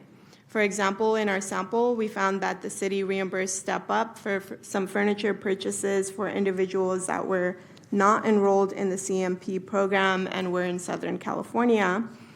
And DCR flagged additional charges during their own review and worked with Step Up to receive a credit of $6,800 to the city. We also found documentation gaps in several reimbursement requests, particularly related to furniture and rental assistance, that made it difficult to verify whether the charges were appropriate. So we recommend the city work with Step Up to review past invoices to ensure no unauthorized expenses were reimbursed. And this review would help confirm that all payments made were appropriate and in line with program guidelines. We also make a couple of recommendations that would strengthen internal controls over reimbursements for move-in support provided to participants exiting to permanent housing. And notably, DCR has already begun to implement these recommendations. This concludes my presentation. We'd like to thank you for your time and the DCR team for their assistance and collaboration during this audit. DCR and auditor staff are all available to answer any questions you may have. Okay, thank you. We have one public comment and then questions from council members. Thank you. Sally Shapiro.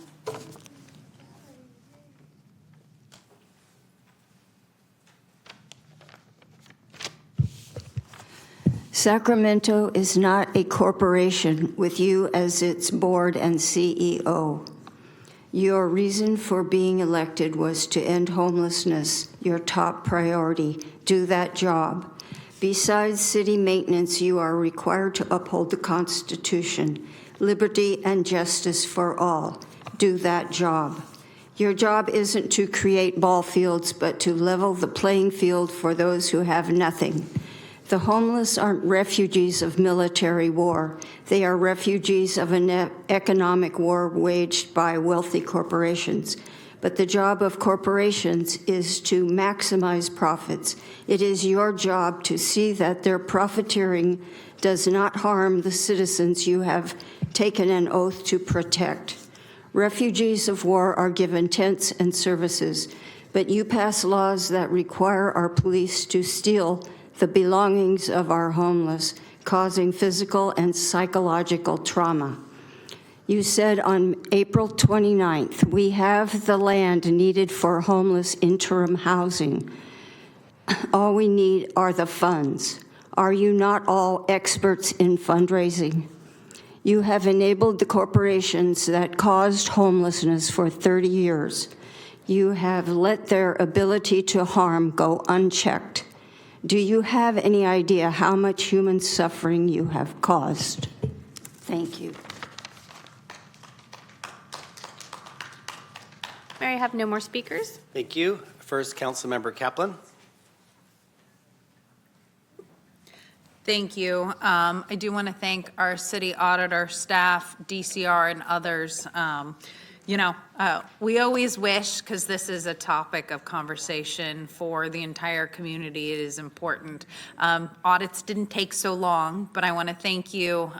This was step one, I know, of which more audits on our unhoused and the services that are being provided are coming.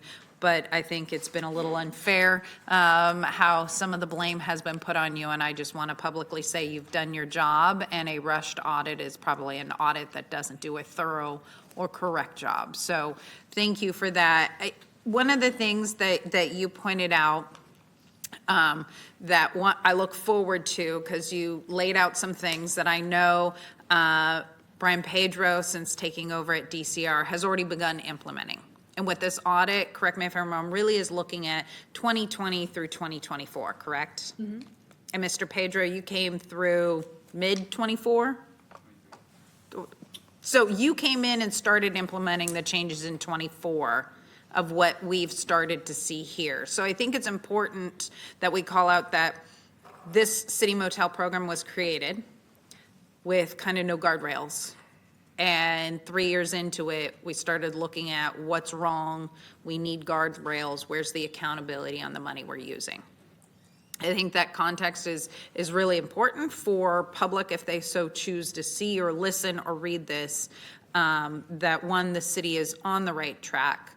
I would love to see a report back, which I'm sure you're planning on, Mr. Pedro, of what DCR's recommendations are. And then, you know, the ones you agree with, the ones you don't agree with, and the timeline for implementation if you haven't already implemented some of the recommendations.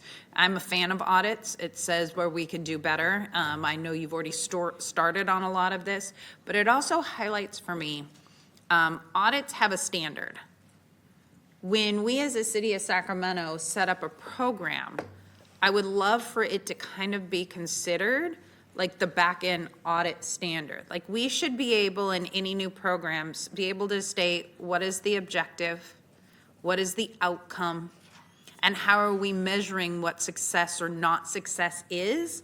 Because I think that's what we see with the failure of the city motel program early on, is what does this stand for? What are our objectives? Because if anybody looks at it, 32% of a positive outcome, like when we all know numbers, is a failure, even though that is a national standard.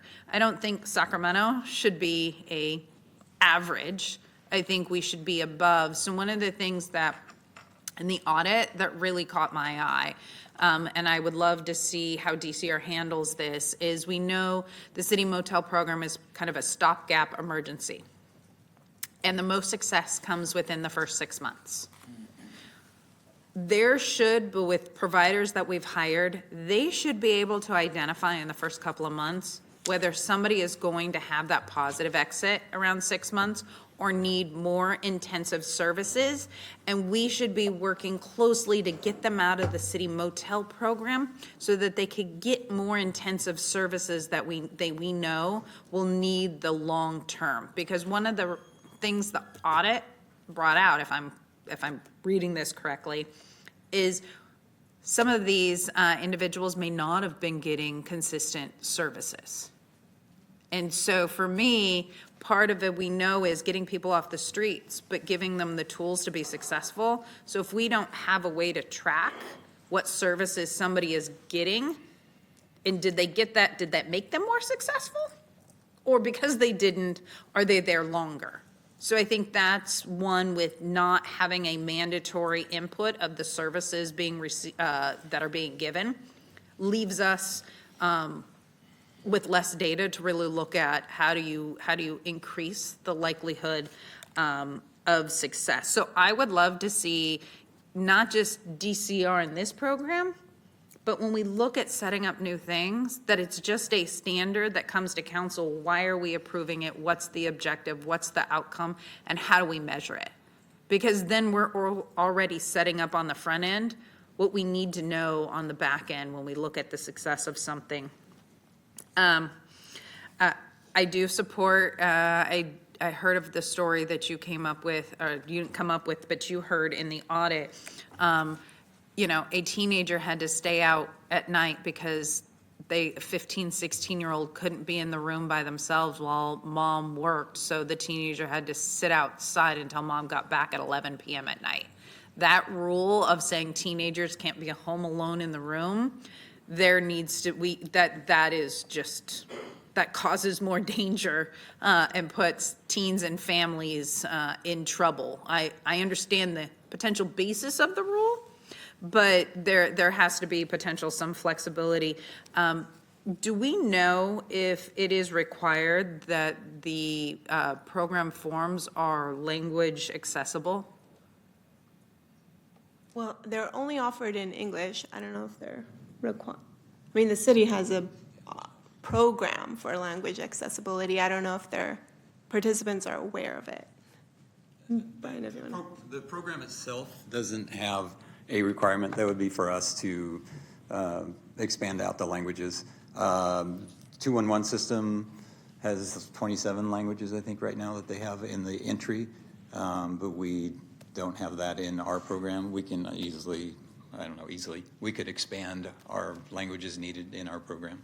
I would love to see that, having somebody sign something and agree to rules that they may not understand and then are then later used against them to kick them out.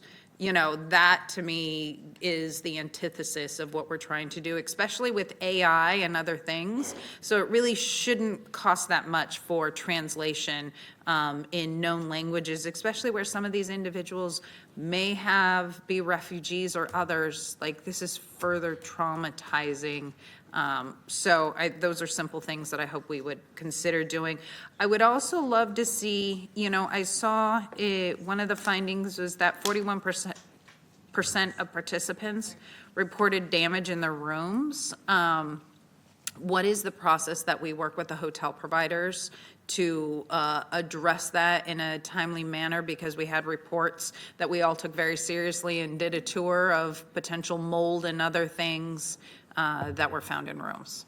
Right. So it's kind of a responsibility for everybody to report damage in your room. And the motels have been very responsive if they know that the damages are there. So it's dependent upon step up on doing room inspections, and then dependent on the individual themselves to report any damage in their rooms. And a lot of the damages are like a punch through a wall or a fire detector that was probably beeping, and so they disconnected it. The mold always comes around. There was some mold found in one room under the sink. But reporting it so we know it's there. The motels have been always have been responsive to doing any repairs. Which I appreciate, and that, again, could potentially be part of a language barrier, or truly understanding the rules, and just a reminder of those if that comes in. Something that also caused me a little concern when you see the maps, all 4 of the city motels are in the north end of the city. Are we looking at how we can expand and make this an equitable program? We, as you saw in all the map, we've had them in all over the city. It just so happens the cycle that we're in right now brought us all to the north, just through negotiations and RFPs and who applied and what we ended up with. But we always look to try and get more equity throughout the city. If we could find locations, we're available to put them wherever we can find a motel. Thank you, I appreciate this. I mean, it is probably, our city motel program is probably one of our more successful programs, being we spent $28 million and over, 3,400 individuals that we were able to track in that, costing about $8,300 per person approximately.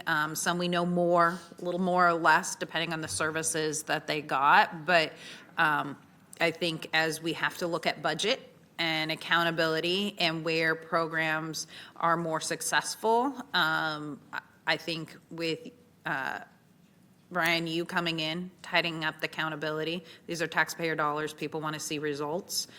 You have lowered the amount of room costs, but I think we need to still work on holding our providers accountable and knowing who's getting services, who's not, and how do we work together faster to get people into the appropriate, maybe long-term, because staying at the city motel program for an entire year, that wasn't the intent.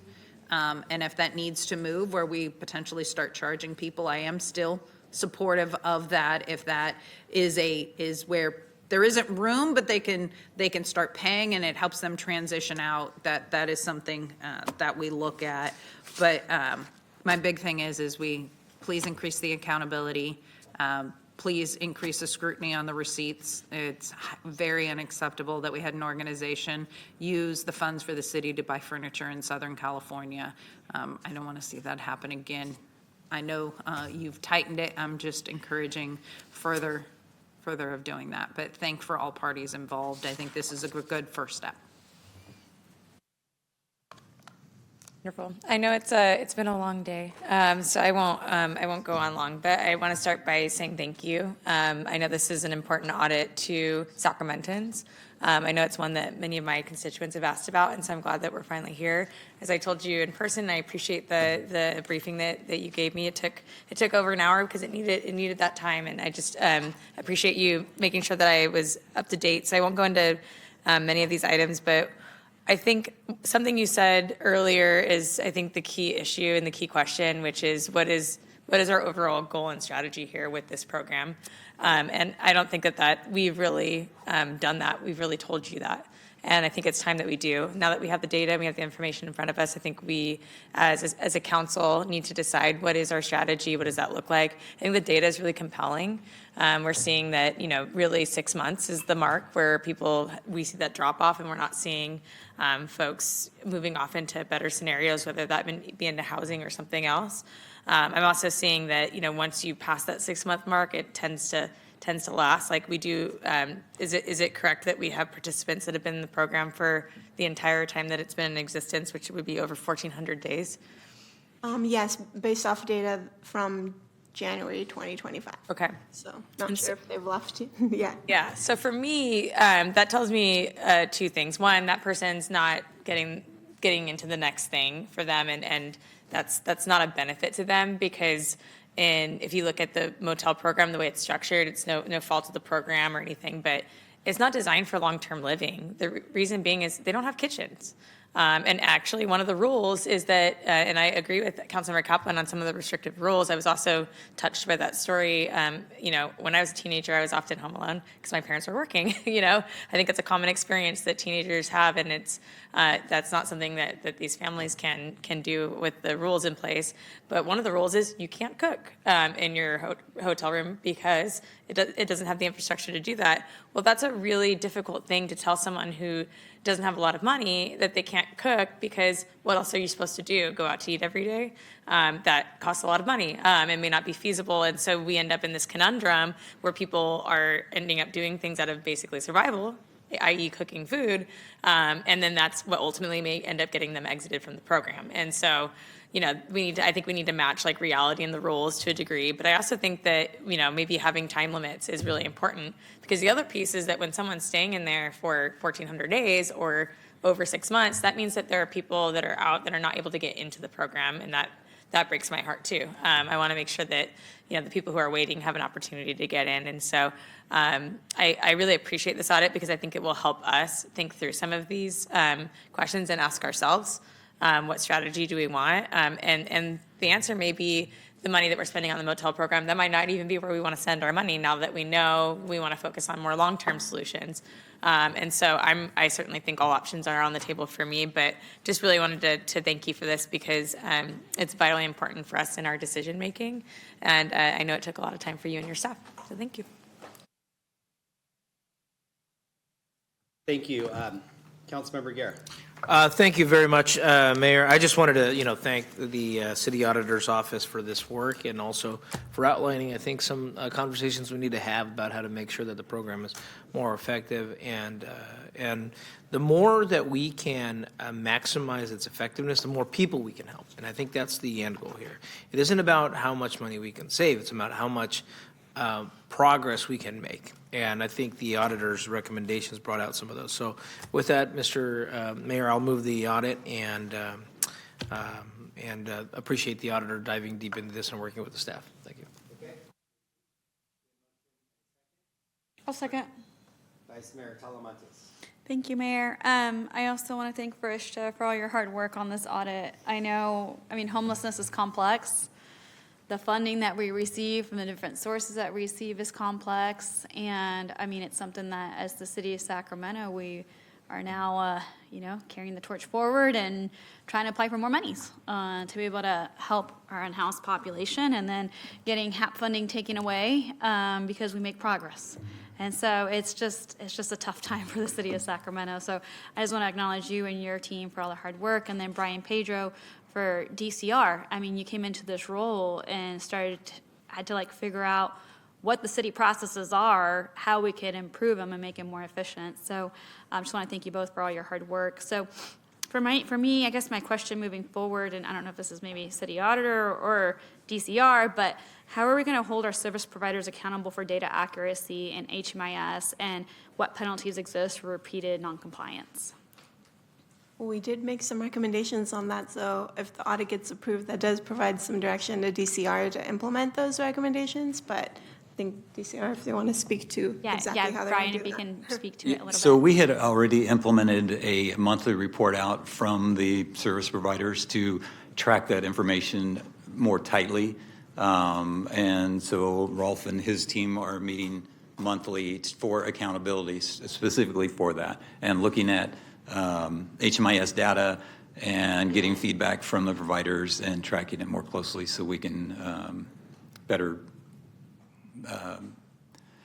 get more accuracy on our end, and then working with the COC and HMIS to determine what data we need to collect to make better informed decisions.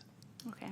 And then I just want to echo some of the colleagues' statements. I mean, it's, our hotel, motel, it's not sustainable housing pipeline for families. And so having a positive exit only being 32%, I mean, is something that we need to continue to work on as a city. And so I look forward to implementing some of the recommendations, and I seconded the motion and look forward to the progress that we can make. Thank you. Thank you. We have a motion and a second. Just a few more comments maybe for both of you. So first of all, thank you for this audit. It's a piece of our portfolio of our homeless programs. And it was critical after the pandemic came out to isolate people, get them in housing, and focus on a global pandemic. And then a surge in homelessness, we pivoted, and it's an easy way to get people indoors. And I guess that's the question: is it housing or is it shelter to get people off of the streets? And I guess your slide on recommendation 7, you focused on DCR and really focusing on this as housing. And with our model, people stay there for free for more than 6 months. It doesn't necessarily allow us to use what's happening there to serve more people. So what recommendations do you and DCR have to maximize this effort? Yeah, we did make some recommendations to potentially expand the program to, do stuff that Brian had brought up back in April on potentially charging fees for those that stay a long time.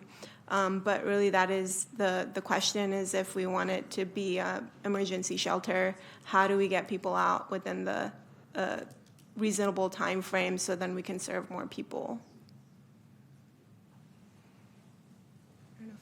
Brian?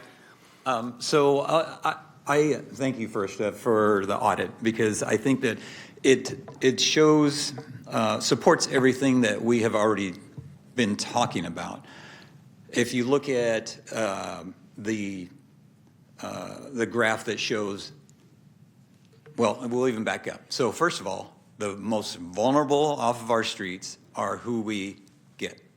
So that's the first challenge. So out of the most vulnerable that we get, then we have to do that triage. And I think that graph actually shows that initial triage of step up, getting someone running through a list of questions, seeing where they are and what they need, and determining that initial triage.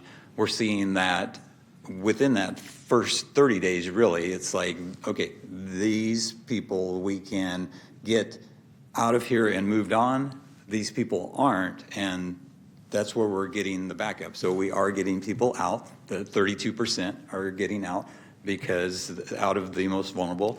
they can be rehabilitated, they have enough income, we have some place for them to move to. The others are sitting in our program because there is nowhere to move them to. But they do have, at that point, Social Security card, usually signed up with SSI, they have some income. So we do have a base income, but it's not enough to get outside the program. And that's why I've always recommended that we have that area for them to live, to not be on the streets, but still have a roof over their head, and look at 30% of their income to help us help the whole program. Yeah, thank you. I know we're not voting on that issue tonight, and we're going to come back and have this discussion. As I promised the council, I promised Councilmember Vang we'd come back and talk about this issue. But I just want to note that last week, Councilmember Guerra and I were at the Heights, opening up an amazing 200-unit affordable housing project right there on Stockton Boulevard. Congressman Matsui was there with us, and we had an amazing speaker. Her name was Juanita. She had 5 kids and 10 grandkids, and they were super excited to see grandma in housing. And she told us that she was homeless living in the Navigation Center in your district 6 months ago. And afterwards, I said, wow, congratulations. She was so excited. And I just said, how did you get picked? How are you paying for this? And she says, well, I have a little bit of my income, and I'm paying 30% of my income for rent. Like, voila. And so the notion that we're talking about for housing isn't a foreign one. Everybody that's in these housing programs that we offer have the same type of scenario. And so, again, I think this is just common sense. And more importantly, by doing so, we're going to be serving more people who want to get in there in the first place. So if we had unlimited money, we'd have it free for everybody forever. But our goal is to serve more people that are in encampments and have nowhere to go.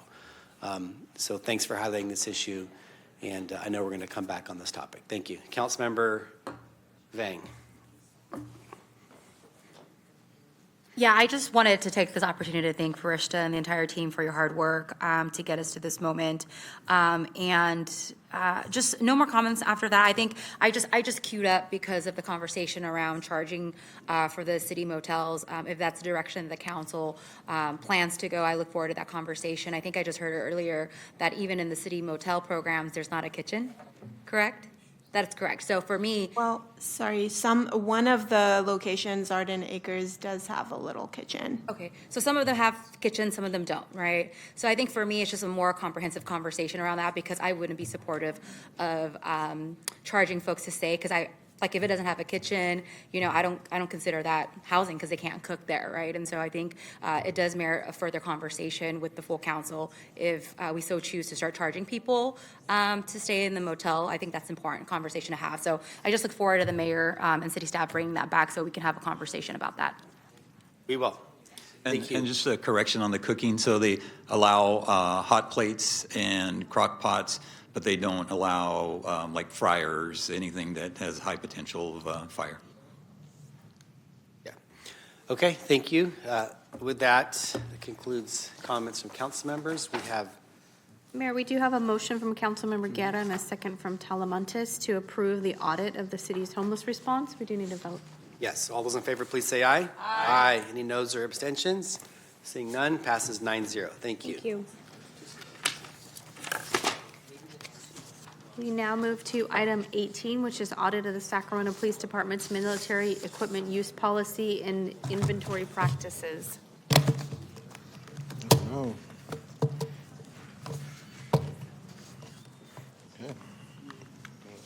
Okay. Good evening, Mayor and City Council members. I'm Kevin Christensen, your Assistant City Auditor. We're here to present our audit of the Sacramento Police Department's military equipment use policy and inventory practices. The audit has 4 findings and 9 recommendations.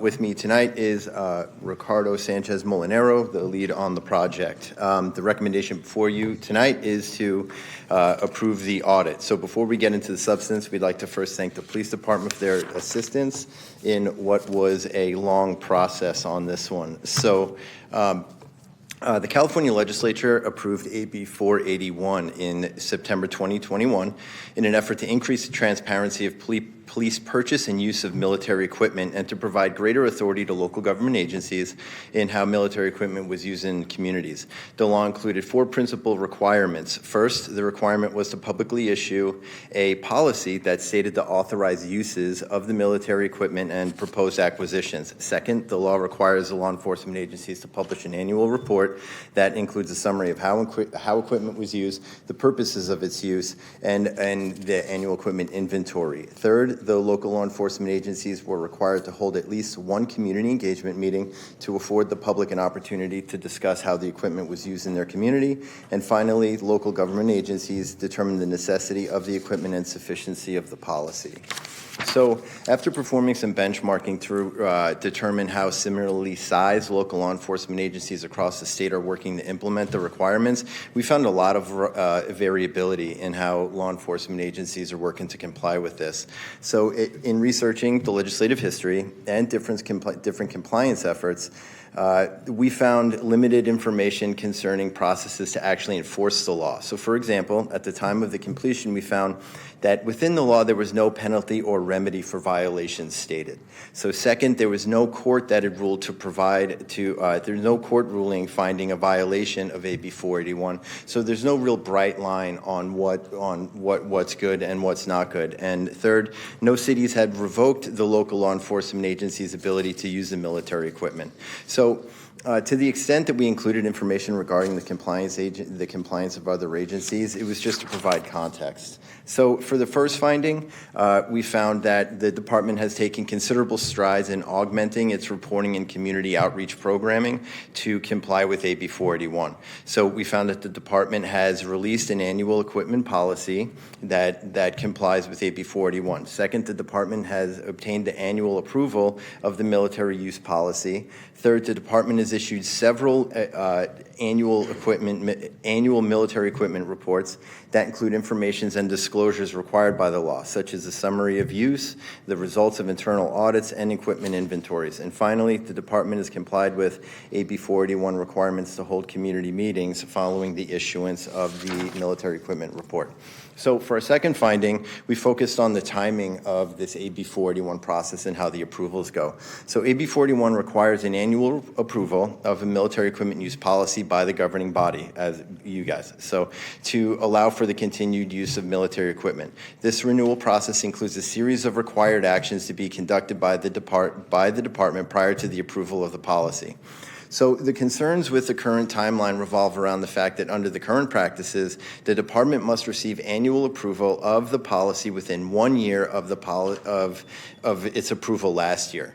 So historically, the department has gone before council 2 weeks before its deadline, established in the prior year, to allow one more regular meeting in the event that the policy is not approved in the first meeting. So based on the interpretation of the law and a series of events that took place early in the process, as the slide indicates, the timeline's contracting each year, right? So if you see in 2021, in 2022, they lost 8 days from the first year. In 2023, it was 16 days, and in 2024, they lost a total of 25 days. So if this pattern continues, the days between the approval of the military equipment use policy and the average time it takes to complete the annual report and conduct the required community engagement will be smaller each year. And so we found that eventually in about 7 years, by 2023, the timeline will have become so condensed that meeting the timeline will not be possible. So we recommended that the police department work with the city attorney's office to develop a timeline that basically allows more community engagement, more engagement from the legislative body, and is compliant with AB 481. So for our third finding, we focused on areas that may benefit from clarification from the City Council.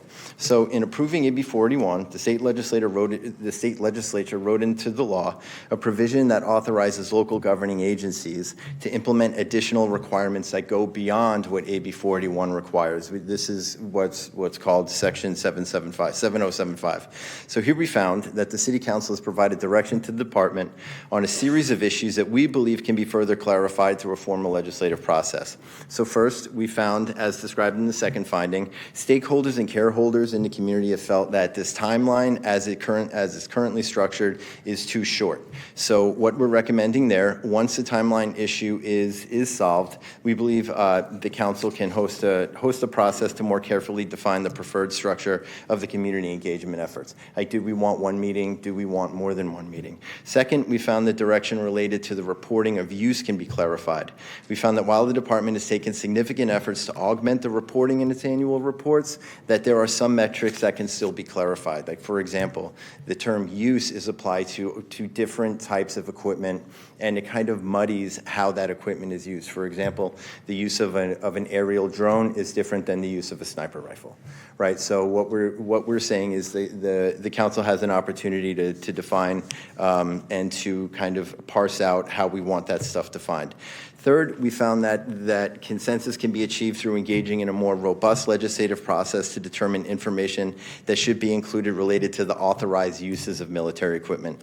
And finally, in response to a recommendation from community careholders, the City Council can provide more direction about information required to be provided to the City Council to make AB 41 required determinations. So, our last finding addresses the inventory practices of the department. So AB 41 requires that as part of the annual military equipment report, law enforcement agencies include an inventory for each type of military equipment in its possession.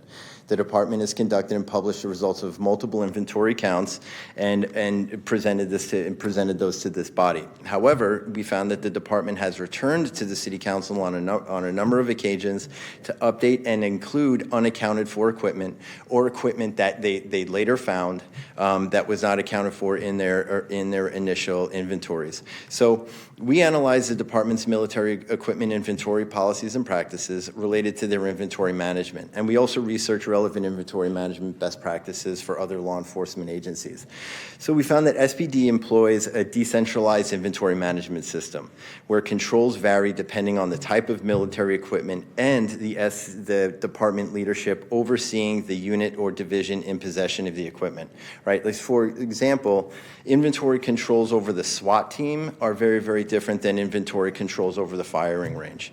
So as part of trying to reconcile, how accurate their inventory counts were, we attempted, but were unable to reconcile current equipment counts to invoices in the city's accounting systems. So due to the existing inventory management system and current record-keeping practices, the SPD has faced challenges in establishing a total inventory. So what we found is that there's no real master inventory for what they have in terms of military equipment. So, as discussed in the finding, this will likely result in the department continuing to locate equipment and coming back to council with updated annual inventories to reflect this. So now, that said, the department's inventory counts corrections over the years have partially been attributed to their own improvements in their inventory processes. So the department has tasked their inspections and standards team with implementing changes to the inventory management systems to improve the accuracy of the inventory counts. This has made really a huge difference in how they're able to track this stuff.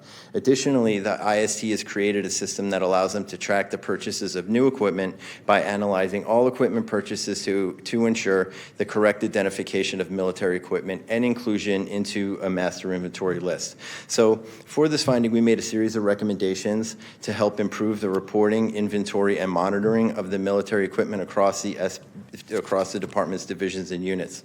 We believe that through improved inventory counts, the establishment of improved internal controls, the department will be able to implement best practices and ensure accurate, consistent inventory counts going forward. So that concludes the presentation, and we're available to answer any questions should you have them. Thank you so much. City Clerk, do we have public comment on this item? Yes, Vice Mayor, one speaker, Janine Lewis.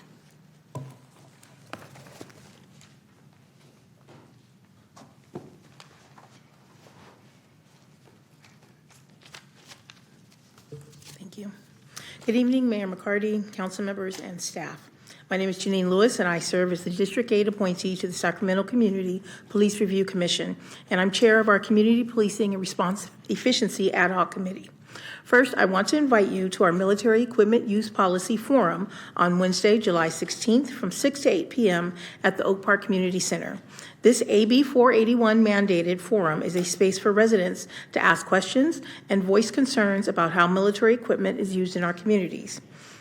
Secondly, I would like to thank SAC SPD as I'm a new member to the commission, and I appreciate the working relationship that we are developing. I also want to uplift the purpose of our commission, which is defined in the city code to review police policies and monitor the implementation and sustainability of any policing programs. With that in mind, I must express concern that the commission and OPSA, the city's named oversight entity, were excluded from the audit process. Since 2022, the Commission has submitted 30 formal recommendations on SPD's military equipment use policy, many based on direct community input. None of that work appears in this report. The California Government Code Section 7070 requires military equipment use policies to include mechanisms to ensure compliance and ensure the role of independent oversight entities. This isn't just about internal review, it's about public accountability. Excluding the Commission from audits undermines that standard. I respectfully urge the Council to include both SE, PRC, and OPSA in all future audits and MEU reviews.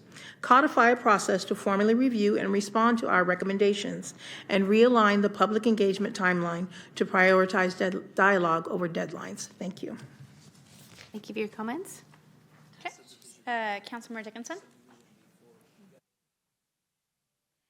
Thanks. I just want to make a quick comment about this. I agree with the findings and recommendations of the audit, but I really strongly endorse the improvement of the inventory practices, and frankly, I wouldn't limit that comment just to the police department, but across the city as an entire organization. And with the modern techniques and technology that's available for inventory tracking, it's something of it can, I think, to the average person who lives in a world of just-in-time delivery of things and inventory tracking. I can order this and get it, and they know exactly where it is, and all of those things that we've come to expect from the commercial or private sector. It's something of a mystery that we can't do a better job. And again, this is not about the police department solely by any stretch, that we can't do a better job in government of tracking our inventory and knowing how it's used. So I applaud actually the department for continuing to work on improving its inventory tracking, and I hope that we'll catch up, not just with the police department, but more broadly speaking, with some of the practices in the private sector. Thanks. Thank you so much. Councilmember Vang? Thank you.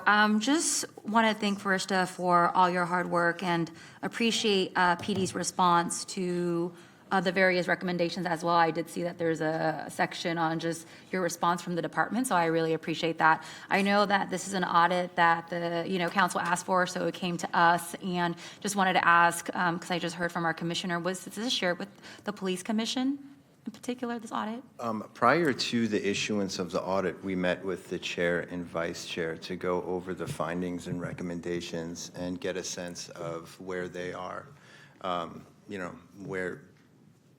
how they felt the audit findings and recommendations were going.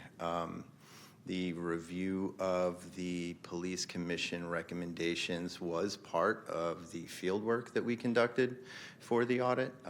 We didn't reach out to the police commission for background on that because I think in response to a recommendation from one of our other audits, now they use a form where they provide the justification for recommendations that they make. So we felt that we were comfortable looking at that information and kind of extrapolating where they would be, and then Okay, so but there was conversation had with the chair and the former vice chair, though, but this item never came to the commission just for review. The report was not presented to the police commission for review. Okay. Is it possible, I mean, I guess another piece is also I know that the the commission also has a work plan. I don't know if that's part of their work plan, but to kind of also look at this audit to see if, they have any comments or any addition to add, because I know that they had recommendation regarding the military equipment in particular. I just want to make sure there's some alignment with that. Right, so I think they have invited us, and we've accepted an invitation to present it to them after the city, right, after the city council approves it. From our perspective, their recommendations are to the city council as a body. Now, a lot of those have not been approved, right? So they are just kind of recommendations at this point. So, in terms of our professional standards, right, we do have independence requirements. So, while taking that stuff into account, this was not an audit of the police commission, so we didn't feel it appropriate for them to have a management response attached. I think we did reach out to them in order to provide them an opportunity to hear kind of our side of things, explain to them the findings, explain to them the recommendations, and invite them to this meeting in order to, provide whatever input that they had. Okay, well, I would recommend, once we approve this audit, it'd be really great if we can circle back with the commission to just provide your findings. I think that's important for the work they do, yeah. Yeah, and we've already talked to them. That's great. Yeah, we've told them that as soon as this thing's done, we'll go on the next commission meeting and help facilitate a discussion there. That's great. Thank you so much. Those are all my comments. Thank you. Okay, wonderful. So I'm looking for a motion and a second on this item. I'll move approval. Second. Wonderful.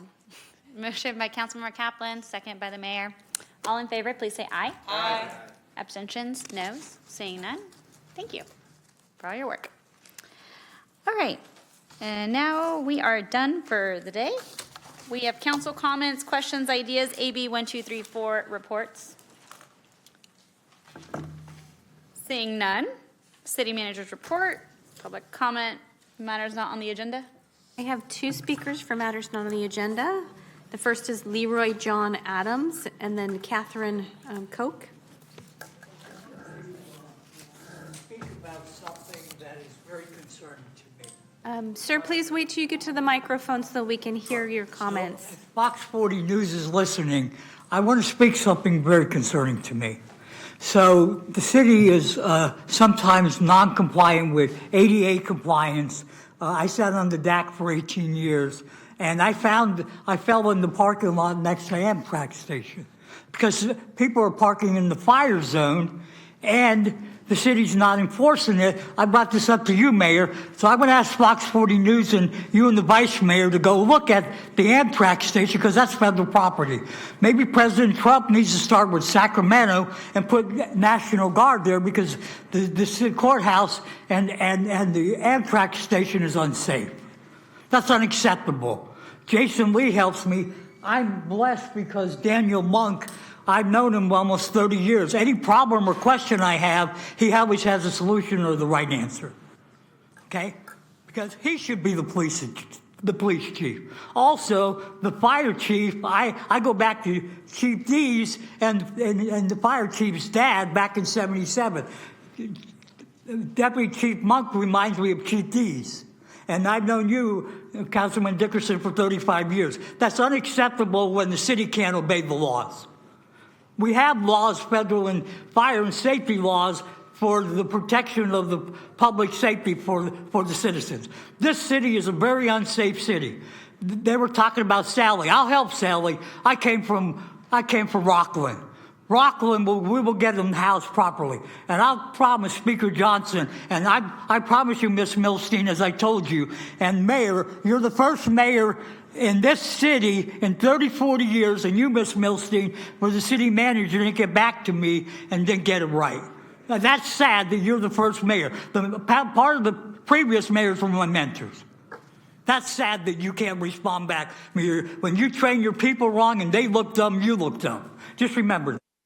Thank you for your comments. Your speaking time is complete. My final speaker is Catherine Koch. Catherine here.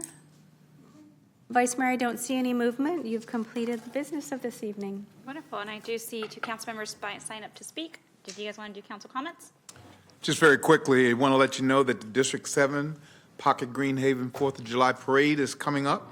We hope all of you will join us in this parade. I want you to grab your stars and stripes, join us for a morning of festive floats, local leaders, high school bands, car clubs, and much, much more. You got to sign up to participate, so come on out and have a good time. The parade will start promptly on July 4th at 10 a.m., and I hope to see all of my colleagues there and everyone from the public as well. Thank you so much. Councilmember Vang. Thank you. Just wanted to let folks know, let me make sure that's on, not on mute. Just wanted to let folks know that there is a funding opportunity for the CalVIP, that's the Violence Intervention Prevention Program, through the Sacramento Police Department and the Office of Violence Prevention. They actually did meet earlier today in person, but they are having another session happening tomorrow, a virtual session, tomorrow from 1 to 2:30. So please make sure that you sign up for that if you're interested, if you're an organization that's interested in being part of the Violence Intervention Prevention Program. If you are attending, please make sure to email ovp@pd.cityofsacramento.org. And then just wanted to let you all know again, Mayor Pro Tem Guerra and I serve on the SETA Governing Board, and we are looking for a passionate public representative to serve alongside us. The deadline to apply is July 7th, and so encouraging folks to apply. And then also just wanted to let folks know that the City Management Academy deadline is now July 18th, so encouraging folks to join and apply for the City Management Academy. Earlier today, we celebrated those that was part of the Planning Academy, and the City Management Academy is open. And then announcement for our district in particular, there is a revitalized South Sacramento neighborhood cleanup happening at the Deerfield Mesa Grande neighborhood by the Stevens Foundation. That is happening this Friday, June 27th from 11 to 3. Y'all can meet at Willie Castone Park. That's 4325 Valley High, Sacramento, California, here, 95823. And then wanted to let folks know that tomorrow evening, at the Pinnell Community Center, SACRT has a transit idea exchange workshop and encouraging folks to come out to that. And then lastly, this Saturday, really looking forward to the State of District 8 from 10 to 12 p.m. at the Pinnell Community Center. Those are all my updates. Thank you so much. This meeting is adjourned at 8:45.